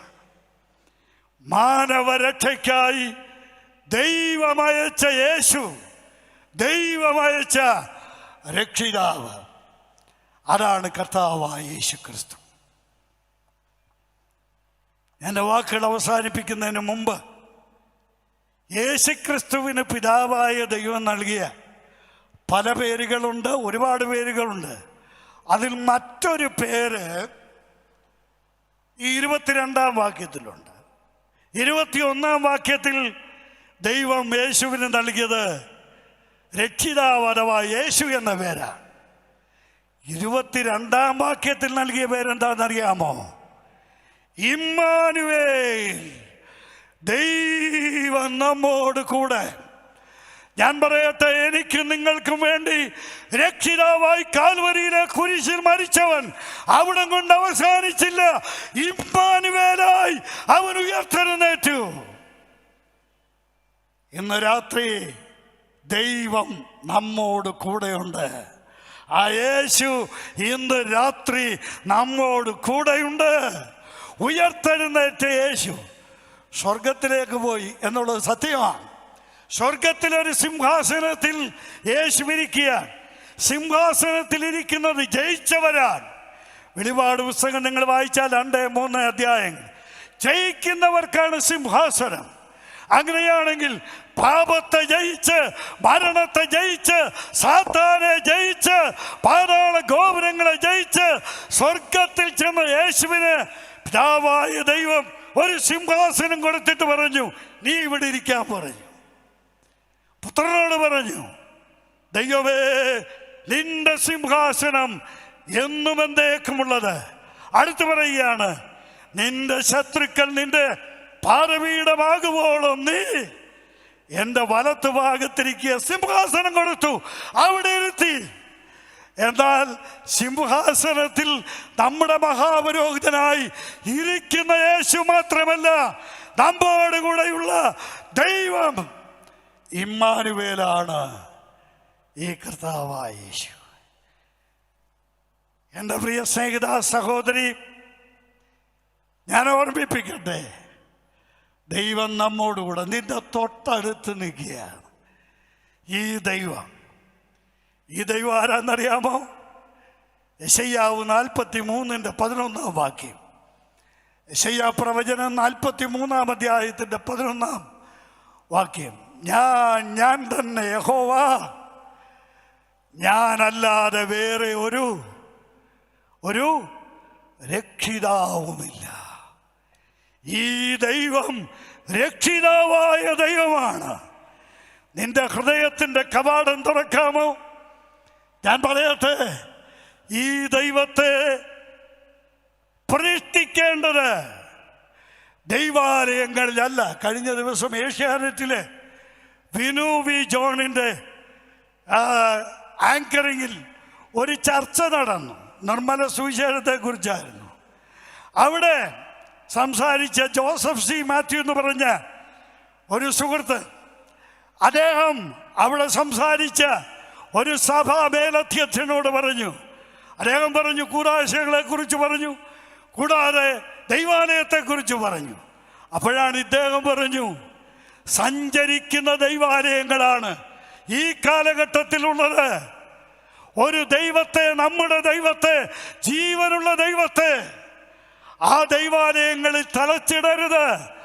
സഞ്ചരിക്കുന്ന, ജീവിക്കുന്ന ദൈവം ഞാനും നിങ്ങളുമാണ്. നാം ജീവനുള്ള ദൈവത്തിൻ്റെ ആലയമല്ലോ. കുഞ്ഞെ, സഹോദര, സഹോദരി, ഈ രക്ഷിതാവായ ദൈവം നിന്റെ സമീപത്തുണ്ട്. ഈ രക്ഷിതാവിനെ, ഈ ദൈവത്തെ നിന്റെ ഹൃദയം തുറന്ന് സ്വീകരിച്ച് നീ ഒരു ദൈവാലയമായി എന്ന് മാറട്ടെ. കർത്താവിന് സ്തോത്രം. എനിക്ക് അനുവദിക്കപ്പെട്ടിരിക്കുന്ന സമയമനുസരിച്ച് ഒരു 5 മിനിറ്റ് കൂടുണ്ട്. യേശു ക്രിസ്തുവിന് ഈ 2 പേര് മാത്രമല്ല, യെശയ്യാ പ്രവചനം, ബ്രദറെ ഒന്ന് വായിച്ച് സഹായിക്കണമേ പെട്ടെന്നെടുത്ത്. യെശയ്യാ പ്രവചനം 9 അധ്യായത്തിൻ്റെ 6 വാക്യം.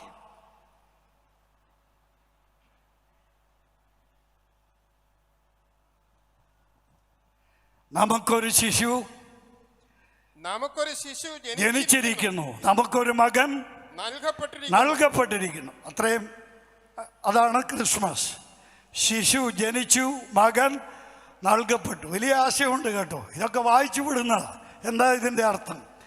ജനിച്ചത് ശിശുവാണ്, നൽകപ്പെട്ടത് മകനാണ്. അതിൻ്റെ അർത്ഥം എന്താ നിങ്ങൾ ചിന്തിക്കുക. അല്ലെങ്കിൽ സംശയമുണ്ടെങ്കിൽ മീറ്റിംഗ് കഴിയുമ്പോൾ വന്നാൽ സംശയമുള്ളവർക്ക് ഞാൻ പറഞ്ഞുതരാം. ഇപ്പോൾ അത് വിശദീകരിക്കാൻ നേരമില്ലാത്തതുകൊണ്ട്. അടുത്ത് പറയുന്നത് യേശുക്രിസ്തുവിനുള്ള 4 പേരുകളാണ്. ദൈവം ഇട്ടിരിക്കുന്ന 4 പേരുകളാണ് അടുത്ത് പറഞ്ഞിരിക്കുന്നത്. എന്താ? യേശുക്രിസ്തു ആരാന്നറിയാമോ? യേശുക്രിസ്തു മന്ത്രിയാണ്. ഏത് മന്ത്രി? അത്ഭുത മന്ത്രി. സ്തോത്രം. പറയത്തില്ല, സ്തോത്രം. ഞാൻ തന്നെ പറഞ്ഞോളാം. സ്തോത്രം. സപ്ലൈകോയിൽ ഒന്നുമില്ലെന്ന് നിങ്ങൾക്കറിയാം. കാലിയായ ഒരു ഖജനാവെന്നാ പറയും. കാലിയ. എന്നാൽ ദാ ഒരു കൗൺസിലർ, ഒരു മന്ത്രി, അത്ഭുത മന്ത്രി. രണ്ട്, എന്താ ഇത്? ദൈവമായത്. ആരാ? വീരനായ ദൈവം. ഇംഗ്ലീഷിൽ എങ്ങനെയാണെന്നറിയാമോ? ഓൾമൈറ്റി ഗാഡ്, സർവശക്തനായ ദൈവം. മൂന്നാമത്തെ പേരെന്താണെന്നറിയാമോ? യേശുക്രിസ്തുവിനെ പുത്രൻ പുത്രൻ എന്ന് വിളിച്ചങ്ങ് പഠിച്ചുപോയി. പുത്രൻ മാത്രമല്ല, ഇതാരാണ്? പിതാവാണ്. എങ്ങനെയുള്ള പിതാവാ? Eternal father, നിത്യപിതാവ്. തീർന്നില്ല. യേശുക്രിസ്തു പ്രഭുവാണ്. അല്ലേ? ക്രിസ്തുവിന് ഇവിടെ കൊടുത്തിരിക്കുന്ന നാലാമത്തെ പേരെന്താ? പ്രഭു. എന്തിൻ്റെ പ്രഭു? സമാധാനത്തിൻ്റെ പ്രഭു. രക്തസാധിതമാകാതെ ഒരു മനുഷ്യന് സമാധാനം കിട്ടുകയില്ല. യേശുക്രിസ്തു രക്ഷിതാവാണ്. ആ രക്തം സമ്മാനിച്ചു കഴിഞ്ഞാൽ നിന്റെ ജീവിതത്തിൽ, ഞാൻ പറയട്ടെ, ഞങ്ങളൊക്കെ ഇവിടെ വന്ന് നിന്ന് പ്രസംഗിക്കുകയും എൻ്റെ സഹോദരന്മാർ പലരും ഇവിടെയുണ്ട്, എൻ്റെ മുമ്പിൽ സഹോദരിമാരിപ്പുണ്ട്. പലരും വിചാരിച്ചിരിക്കുന്ന ഒരു പ്രശ്നവും ഇല്ലാത്തവരെ എന്തൊരു സുഖമായി ഇവരുടെ ജീവിതമെന്ന്. നിങ്ങൾക്കുള്ള എല്ലാ പ്രശ്നങ്ങളും ഞങ്ങൾക്കുണ്ട്. പക്ഷേ ഞങ്ങൾക്ക് പലർക്കും ഇല്ലാത്ത ഒരു കാര്യം ഞങ്ങൾക്കുണ്ട്. എന്താ? ആവശ്യത്തിലേറെ സമാധാനം, സകല ബുദ്ധിയെയും കവിയുന്ന ദൈവത്തിൻ്റെ സമാധാനം. സൗജന്യമാണ്. ഇത് വേണോ? ഇന്ന് രാത്രി ക്രിസ്മസിൻ്റെ ഒരു സമ്മാനം തന്ന് ഞാൻ എൻ്റെ വാക്കുകളെ അവസാനിപ്പിക്കാം. ഈ സമ്മാനം ഞാൻ തരികയല്ല. അത്യുന്നതനായ ദൈവം തൻ്റെ അദൃശ്യമായ ഇരുകരങ്ങളിലും എടുത്ത് പിടിച്ച് എനിക്കും നിങ്ങൾക്കും തരികയാണ് ഈ ക്രിസ്മസ് സമ്മാനം. യോഹന്നാൻ 3:16 തൻ്റെ ഏകജാതനായ പുത്രനിൽ വിശ്വസിക്കുന്ന ഏവനും സ്തോത്രം സ്തോത്രം നശിച്ചു പോകാതെ നിത്യജീവൻ പ്രാപിക്കേണ്ടതിന് ദൈവം അവനെ സമ്മാനിക്കുവാൻ തക്കവണ്ണം, ദൈവം അവനെ നൽകുവാൻ തക്കവണ്ണം ലോകത്തെ സ്നേഹിച്ചു. നിങ്ങൾക്ക് വേണോ ദൈവം തരുന്ന ഈ സമ്മാനത്തെ? രണ്ട് കൈയും നീട്ടി വാങ്ങാമോ? ശിമിയോൻ പ്രവാചകൻ ഇരുകരവും നീട്ടി വാങ്ങി. എന്നിട്ട് പറഞ്ഞു, എനിക്കിപ്പോൾ മരിച്ചാൽ മതി, സമാധാനത്തോടെ എന്നെ വിട്ടയക്കണമേ. ഈ സമ്മാനത്തെ ഇന്ന് രാത്രി ഏറ്റെടുക്കാൻ മനസ്സുണ്ടോ? വഴിയിൽ വെച്ച് നശിച്ചു പോകാതിരിക്കുവാൻ. സ്തോത്രം. ഈ പുത്രനെ, ഹല്ലേലൂയ, ദൈവത്തിൻ്റെ മഹത്വം. 1970 ജനുവരി മാസം 17-ാം തീയതി ശനിയാഴ്ച രാത്രിയിൽ അനുഗ്രഹീതനായ ഒരു കർത്തൃദാസൻ എൻ്റെ ന്യായവിധി അനുഭവിച്ചു തീർത്ത എൻ്റെ ഈ രക്ഷിതാവിനെ എൻ്റെ കണ്ണുകൾക്ക് മുമ്പിൽ, എൻ്റെ ആത്മാവിന് മുമ്പിൽ വരച്ച് കാട്ടിയപ്പോൾ, എൻ്റെ ആത്മാവിന് മുമ്പിൽ എനിക്ക് നേരെ നീട്ടിയപ്പോൾ, എനിക്ക് യേശുവിനെ വേണം, എനിക്ക് രക്ഷിതാവിനെ വേണമെന്ന് പറഞ്ഞ് ആ യേശുവിനെ ഏറ്റെടുത്ത് രക്ഷിക്കപ്പെടുവാൻ ദൈവം എനിക്ക് ഭാഗ്യം നൽകി. ഇന്ന് രാത്രി നിങ്ങളുടെ രക്ഷയുടെ രാത്രിയാകട്ടെ. ഭാഗ്യനാൾ, ഭാഗ്യനാൾ. യേശുവൻ പാപം ജനത്തെ അവരുടെ പാപങ്ങളിൽ നിന്ന് രക്ഷിപ്പാനിരിക്കുന്നുണ്ട്. യേശുവൻ പാപം തീർത്ത നാൾ. ഇന്ന് രാത്രി ആ യേശുവിനെ ജീവിതത്തിലേക്ക്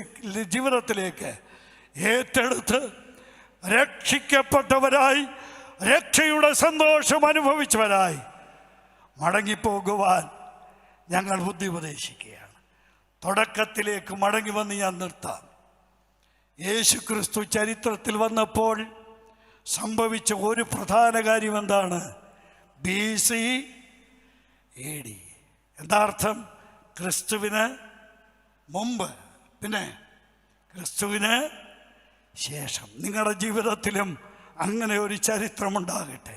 ഇന്ന് രാത്രി വരെ നിങ്ങളുടെ ജീവിതം ക്രിസ്തുവിന് മുമ്പ് ഉള്ള ജീവിതമാണെങ്കിൽ ഇന്നു മുതൽ ക്രിസ്തുവിനോടുകൂടെ ക്രിസ്തുവിന് ശേഷമുള്ള ഒരു ജീവിതമായി, ഒരു പുതിയ അധ്യായമായി ഇന്ന് നിങ്ങളുടെ ജീവിതം ആരംഭിക്കട്ടെ. എന്നെ ശ്രദ്ധിച്ച എല്ലാവർക്കും നന്ദി.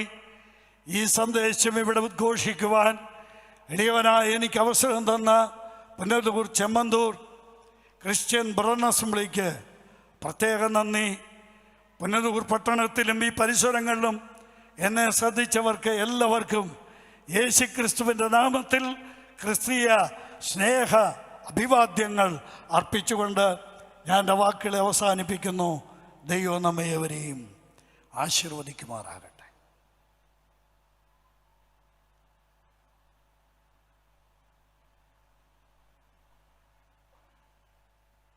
ദൈവത്തിന് സ്തോത്രം, സ്തോത്രം, സ്തോത്രം.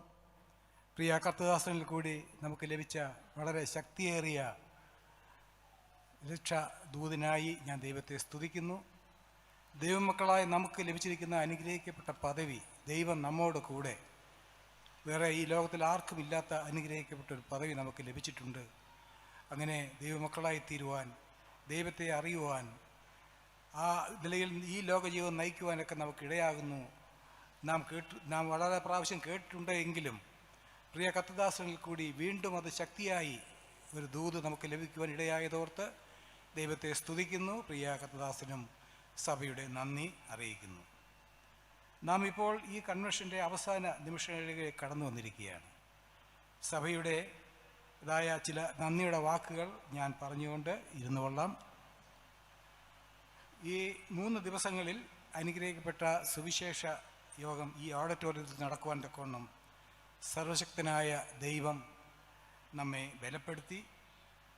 അതോർത്ത് ദൈവത്തെ നന്ദിയും മഹത്വവും കരയേറ്റുന്നു. കഴിഞ്ഞ 100 വർഷങ്ങൾ ഞങ്ങളുടെ സഭയുടെ ആഭിമുഖ്യത്തിൽ പല സ്ഥലങ്ങളിൽ വെച്ച് കൺവെൻഷൻ നടത്തുവാൻ തക്കവണ്ണം ഇടയായിട്ടുണ്ട്. എന്നാൽ ഈ വർഷത്തെ കൺവെൻഷന് വളരെ വ്യത്യസ്തമായ രീതിയിലാണ് നടത്തുവാൻ ഇടയായത്. പ്രത്യേകിച്ച് ഈ ഓഡിറ്റോറിയം സ്ഥിതി ചെയ്യുന്നത് വളരെ തിരക്കേറിയ ഒരു സ്ഥലത്താണ്. മാത്രമല്ല, പോസ്റ്റ് ഓഫീസ് മുതൽ ചെമ്മന്തൂർ ജംഗ്ഷൻ, അങ്ങേ ജംഗ്ഷൻ വരെയും ഇവിടെ ഈ റോഡിൽ കൂടെ അങ്ങേയറ്റം വരെയും മൈക്കുകൾ സ്ഥാപിച്ച് ദൈവവചനം അറിയിക്കുവാൻ, അനേകർക്ക് ആ ദൂത് ലഭിക്കുവാൻ ഒക്കെ ഇടയായിട്ടുണ്ട്. അതിൽ ആരുടെയൊക്കെ മനസ്സിൽ ദൈവം പ്രവർത്തിച്ചു എന്ന് നമുക്ക് അറിയാൻ പാടില്ല. എന്നാൽ ദൈവത്തിന് സകലവും സാധ്യമാണ്. അനേകർ വചനം കേട്ടിട്ടുണ്ട്. അവരുടെ മനസ്സിൽ അത് ക്രിയ ചെയ്ത് വരും ദിവസങ്ങളിൽ അവരെ രക്ഷയിലേക്ക് നടത്തുവാൻ തക്കണം ദൈവത്തിന് ഇടയാകും എന്നുള്ളതിന് യാതൊരു സംശയവുമില്ല. അതോർത്തും ദൈവത്തെ സ്തുതിക്കുന്നു. ആദ്യമായി ഈ ഓഡിറ്റോറിയം ഞങ്ങൾക്ക് അനുവദിച്ചു തന്ന പുനലൂർ മുനിസിപ്പാലിറ്റിയിലെ ഉത്തരവാദപ്പെട്ട പ്രിയപ്പെട്ടവർക്ക് ഞങ്ങളുടെ നന്ദി അറിയിക്കുന്നു. ഈ ആഴ്ച മുഴുവൻ മൈക്ക് ഉപയോഗിക്കുവാൻ അതിൻ്റെ പെർമിറ്റ് അനുവദിച്ചു തന്ന പുനലൂർ പോലീസ് സ്റ്റേഷനിലെ അധികാരികൾക്കും ഞങ്ങളുടെ നന്ദി അറിയിക്കുന്നു. ഇവിടെ ഈ യോഗം ആരംഭിച്ച ദിവസം മുതൽ ഈ 3 ദിവസങ്ങളിൽ ഇവിടെ കടന്നു വന്ന് നല്ല നല്ല ഗാനങ്ങൾ പാടി നമ്മെ ആനന്ദിപ്പിച്ച ഈ ഗായക സംഘത്തിനും ഞങ്ങളുടെ നന്ദി അറിയിക്കുകയാണ്. മാത്രമല്ല, മൈക്ക് ആൻഡ് ലൈറ്റ് അറേഞ്ച്മെൻറ്റ് ചെയ്തു തന്ന പ്രിയ കൊട്ടാരക്കര സഹോദരൻ ഡെന്നിക്കും പുനലൂർ സഹോദരൻ സജീവിനും ഞങ്ങളുടെ നന്ദി അറിയിക്കുന്നു. ഈ മീറ്റിങ്ങിൻ്റെ പരസ്യം കൊടുക്കുവാൻ മനോരമ മീഡിയയിലും അതിന് സാധിച്ചിട്ടുണ്ട്. അതിനും ആ മനോരമയ്ക്കും ഞങ്ങളുടെ നന്ദി രേഖപ്പെടുത്തുന്നു. മാത്രമല്ല, വളരെ ദിവസങ്ങളായി ഞങ്ങളുടെ സഭയിലെ സഹോദരന്മാർ ഈ യോഗത്തിൻ്റെ പരസ്യങ്ങൾക്കും ഈ യോഗത്തിൻ്റെ വിവിധ അറേഞ്ച്മെൻറ്റ്സിനും വേണ്ടി വളരെ കഠിനാധ്വാനം ചെയ്തിട്ടുണ്ട്. ഇവിടെ ഞങ്ങൾ സഭയിൽ നിന്ന് വളരെ അകന്ന സ്ഥലമാണ്. ഇവിടെ ഈ കാര്യങ്ങളൊക്കെ നിർവഹിക്കുവാൻ തക്കവണ്ണം പ്രിയ സഹോദരന്മാർ വളരെ ക്ലേശങ്ങൾ സഹിച്ചുകൊണ്ട് അതെല്ലാം നിർവഹിച്ചു തന്നു. അവർക്കും സഭയുടെ നന്ദി അറിയിക്കുകയാണ്.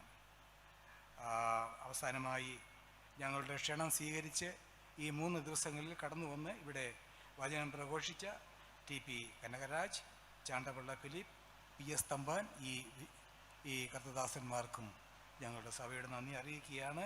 ഹൃദയാംഗമായ നന്ദിയും സ്നേഹവും അവർക്ക് അറിയിക്കുന്നു. ഇപ്പോൾ ഈ മീറ്റിംഗ് ഇവിടെ അവസാനിക്കുകയാണ്. ഇപ്പോൾ നമ്മുടെ പ്രിയ സഹോദരൻ സാം സക്രിയ പ്രാർത്ഥിച്ച് ആശീർവാദം പറഞ്ഞ് ഈ യോഗം അവസാനിപ്പിക്കുന്നത്.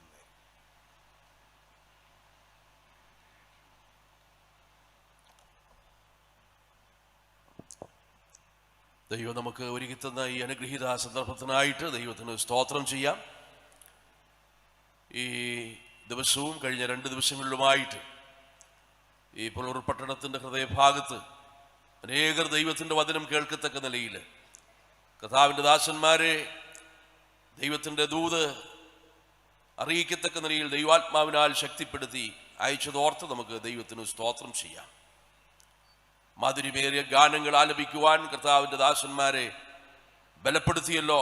അനേകർ ഈ ദിവസങ്ങളിൽ ദൈവത്തിൻ്റെ വചനം കേട്ടിട്ടുണ്ട്.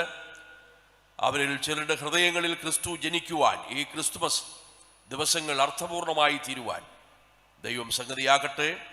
ഇന്ന് രാത്രിയിലും നമുക്ക് ലഭിച്ച ദൂതനായിട്ട് ദൈവത്തിന് സ്തോത്രം ചെയ്യാം. ദൈവവചനം കേട്ട പ്രിയപ്പെട്ടവരെ ഓർത്ത് നമുക്ക് പ്രാർത്ഥിക്കാം. സഭയെ ഓർത്ത് നമുക്ക് പ്രാർത്ഥിക്കാം. നമുക്ക് തങ്ങളെ വണക്കാം, പ്രാർത്ഥിക്കാം. ഞങ്ങളുടെ സ്വർഗീയ പിതാവേ, അനുഗ്രഹീതമായ ഈ സന്ദർഭത്തിനായിട്ട് ഞങ്ങൾ നന്ദിയോടെ സ്തുതിക്കുന്നു.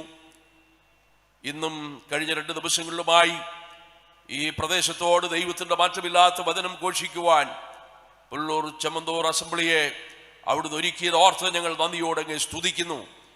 പതിവിൽ നിന്ന് വ്യത്യസ്തമായി ഈ പട്ടണത്തിൻ്റെ ഹൃദയഭാഗത്ത് അനേകർ ദൈവത്തിൻ്റെ വചനം ഇവിടെ അകത്തും പുറത്തുമായി കേൾക്കത്തക്ക നിലയിൽ ഈ ബസ് സ്റ്റാൻഡിനോട് ചേർന്ന് ഇങ്ങനൊരു ക്രമീകരണം ഉണ്ടായത് ഓർത്ത് ഞങ്ങൾ നന്ദിയോടെ സ്തുതിക്കുന്നു.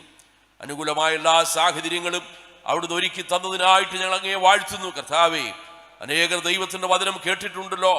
ഇന്ന് രാത്രിയിലും ദൈവവചനം ശുശ്രൂഷിക്കുവാൻ അവിടുത്തെ ദാസനെ അധികാരപ്പെടുത്തിയത് ഓർത്ത് ഞങ്ങൾ നന്ദിയോടെ സ്തുതിക്കുന്നു. കർത്താവേ, അവിടുത്തെ ശ്രേഷ്ഠമായ ജനനത്തെ ഓർത്ത് ഞങ്ങൾ നന്ദിയോടെ സ്തുതിക്കുന്നു. അങ്ങ് ജനിച്ചതുപോലെ മറ്റാരും ഈ ലോകത്തിൽ ജനിച്ചിട്ടില്ലല്ലോ. അവിടുന്ന് ജീവിച്ചതുപോലെ മറ്റാരും ഈ ലോകത്തിൽ ജീവിച്ചിട്ടില്ലല്ലോ. അവിടുന്ന് മരിച്ചതുപോലെ ആരും മരിച്ചിട്ടില്ലല്ലോ. അവിടുത്തെ ജനനം നിസ്തുല്യമാണ്, അവിടുത്തെ ജീവിതം നിസ്തുല്യമാണ്, അവിടുത്തെ മരണം നിസ്തുല്യമാണ്, അവിടുത്തെ ഉയർത്തെഴുന്നേൽപ്പ് നിസ്തുല്യമാണ്, അവിടുത്തെ മടങ്ങിവരവും നിസ്തുല്യമായിരിക്കുന്നത് കൊണ്ട് നന്ദിയോടെ സ്തോത്രം ചെയ്യുന്നു. ഈ നിസ്തുല്യ പുരുഷനെ അല്പനിമിഷം ധ്യാനിക്കുവാൻ ഞങ്ങൾക്ക് ഒരുക്കി തന്ന വിലപ്പെട്ട സമയത്തിനായി സ്തോത്രം. നിന്റെ ദാസനെ ആത്മാവിൽ നിറച്ച് ഈ ദേശത്തോടുള്ള ദൈവത്തിന്റെ സന്ദേശം അറിയിക്കുവാൻ അവിടുന്ന് കൃപ ചെയ്തത് കൊണ്ട് സ്തോത്രം ചെയ്യുന്നു.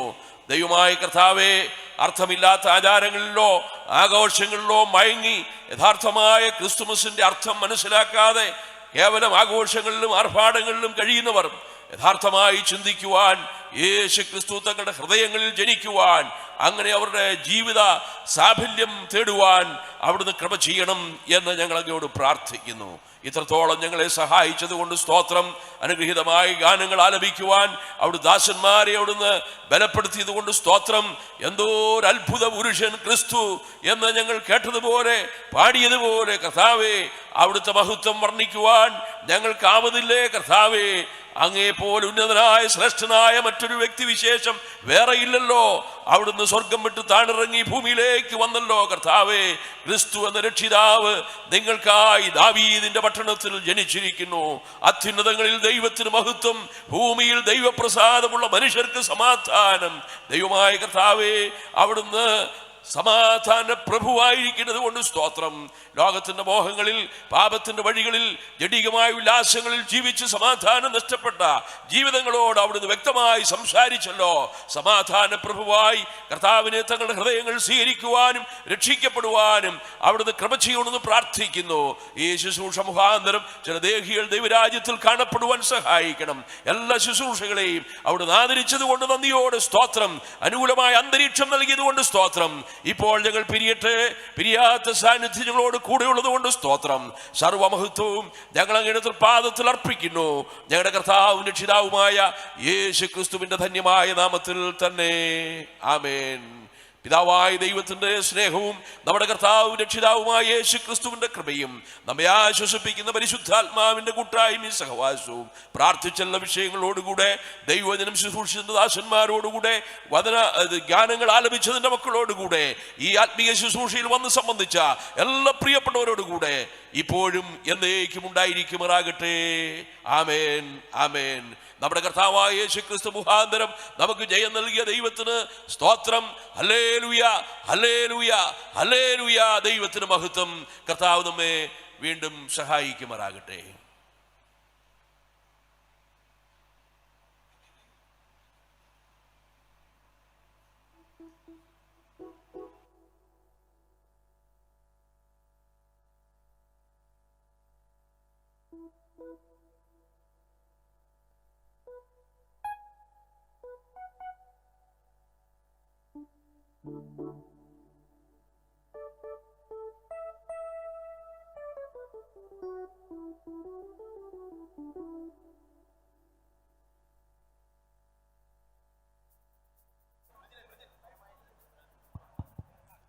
എല്ലാവരുടെയും ശ്രദ്ധയ്ക്ക് ദൈവം അനുവദിച്ചാൽ 2024 ഫെബ്രുവരി 1, 2, 3 ദിവസങ്ങളിൽ വാളകം ബ്രദറൻ അസംബ്ലിയുടെ ചുമതലയിൽ സുവിശേഷ യോഗം ഉണ്ടായിരിക്കുന്നതാണ്.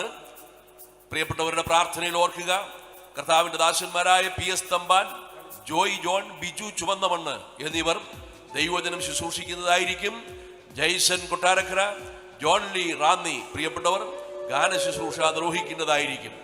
ഈ അടുത്ത ദിവസങ്ങളിൽ പത്തനംതിട്ട കൺവെൻഷനോടുള്ള ബന്ധത്തിൽ 26-ാം തീയതി ചൊവ്വാഴ്ച സുവിശേഷകന്മാരുടെ ഒരു വിശേഷാൽ സമ്മേളനം പത്തനംതിട്ട സുവിശേഷാലയത്തിൽ വെച്ചുണ്ടായിരിക്കുന്നതാണ്. സുവിശേഷകന്മാരുടെ പ്രാർത്ഥനാപൂർവമായ സഹകരണം പ്രതീക്ഷിക്കുന്നു. കർത്താവ് നമ്മെ സഹായിക്കുമാറാകട്ടെ. Hello hello hello hello hello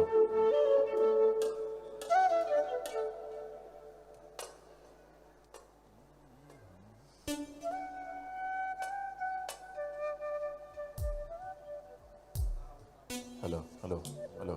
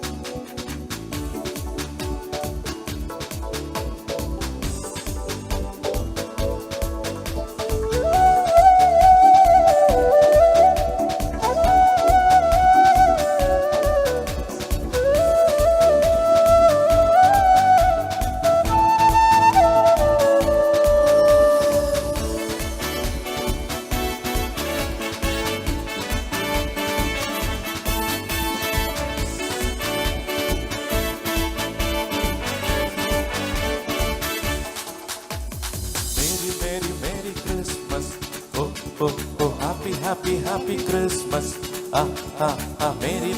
Merry Christmas. oh, oh, oh, happy, happy, happy Christmas. Mary സുതൻ യേശുപരൻ അന്നൊരു നാൾ. മേരി സുതൻ യേശുപരൻ അന്നൊരു നാൾ. ബേഥലേം പുരിയിൽ മഞ്ഞണിഞ്ഞ രാവിൽ മംഗളമരുളാൻ പിറന്നു. ബേഥലേം പുരിയിൽ മഞ്ഞണിഞ്ഞ രാവിൽ മംഗളമരുളാൻ പിറന്നു. Merry merry merry Christmas, oh oh oh happy happy happy Christmas. Merry merry merry Christmas, oh oh oh happy happy happy Christmas.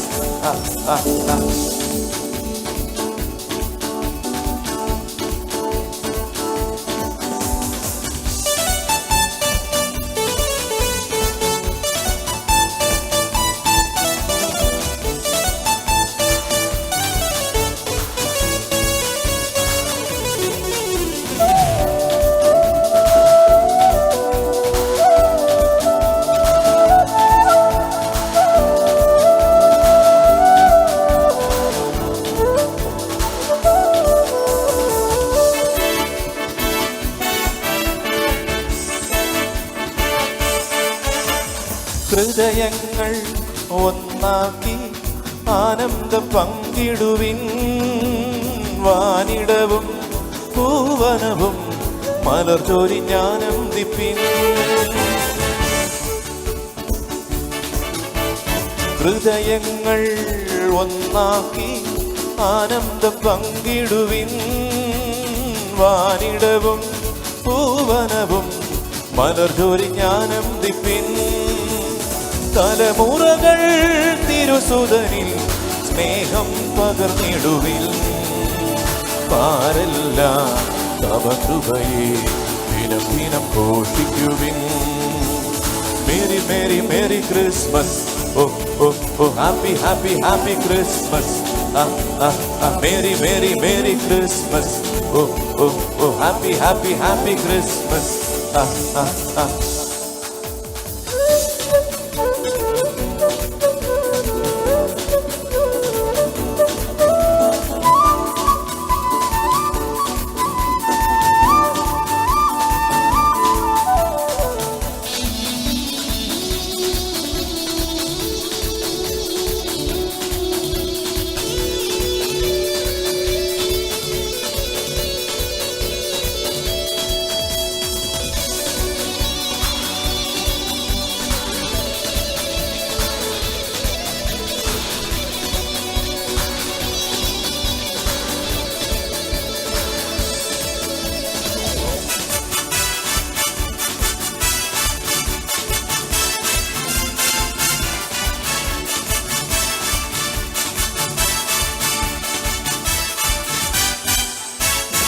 ഈ നാടിൽ ദുഃഖങ്ങൾ പരിചോടകം നീടുമേ.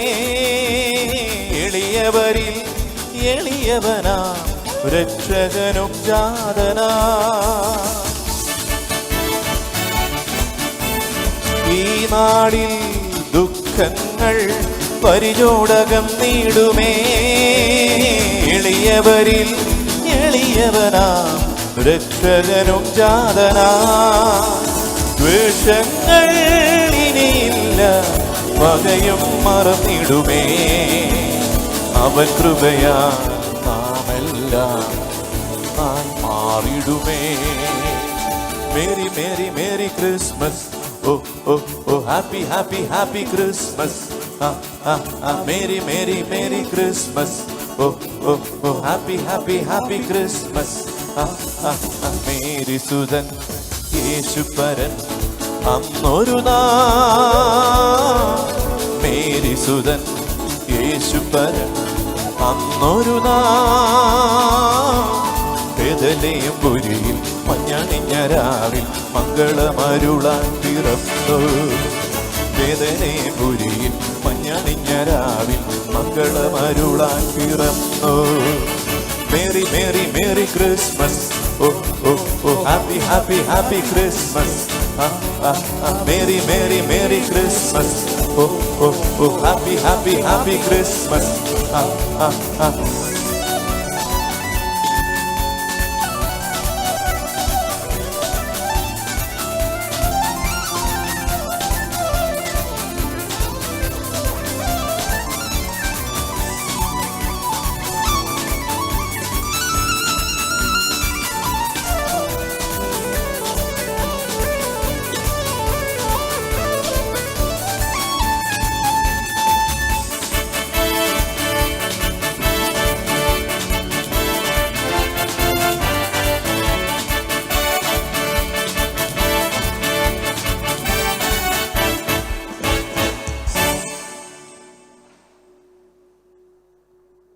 ും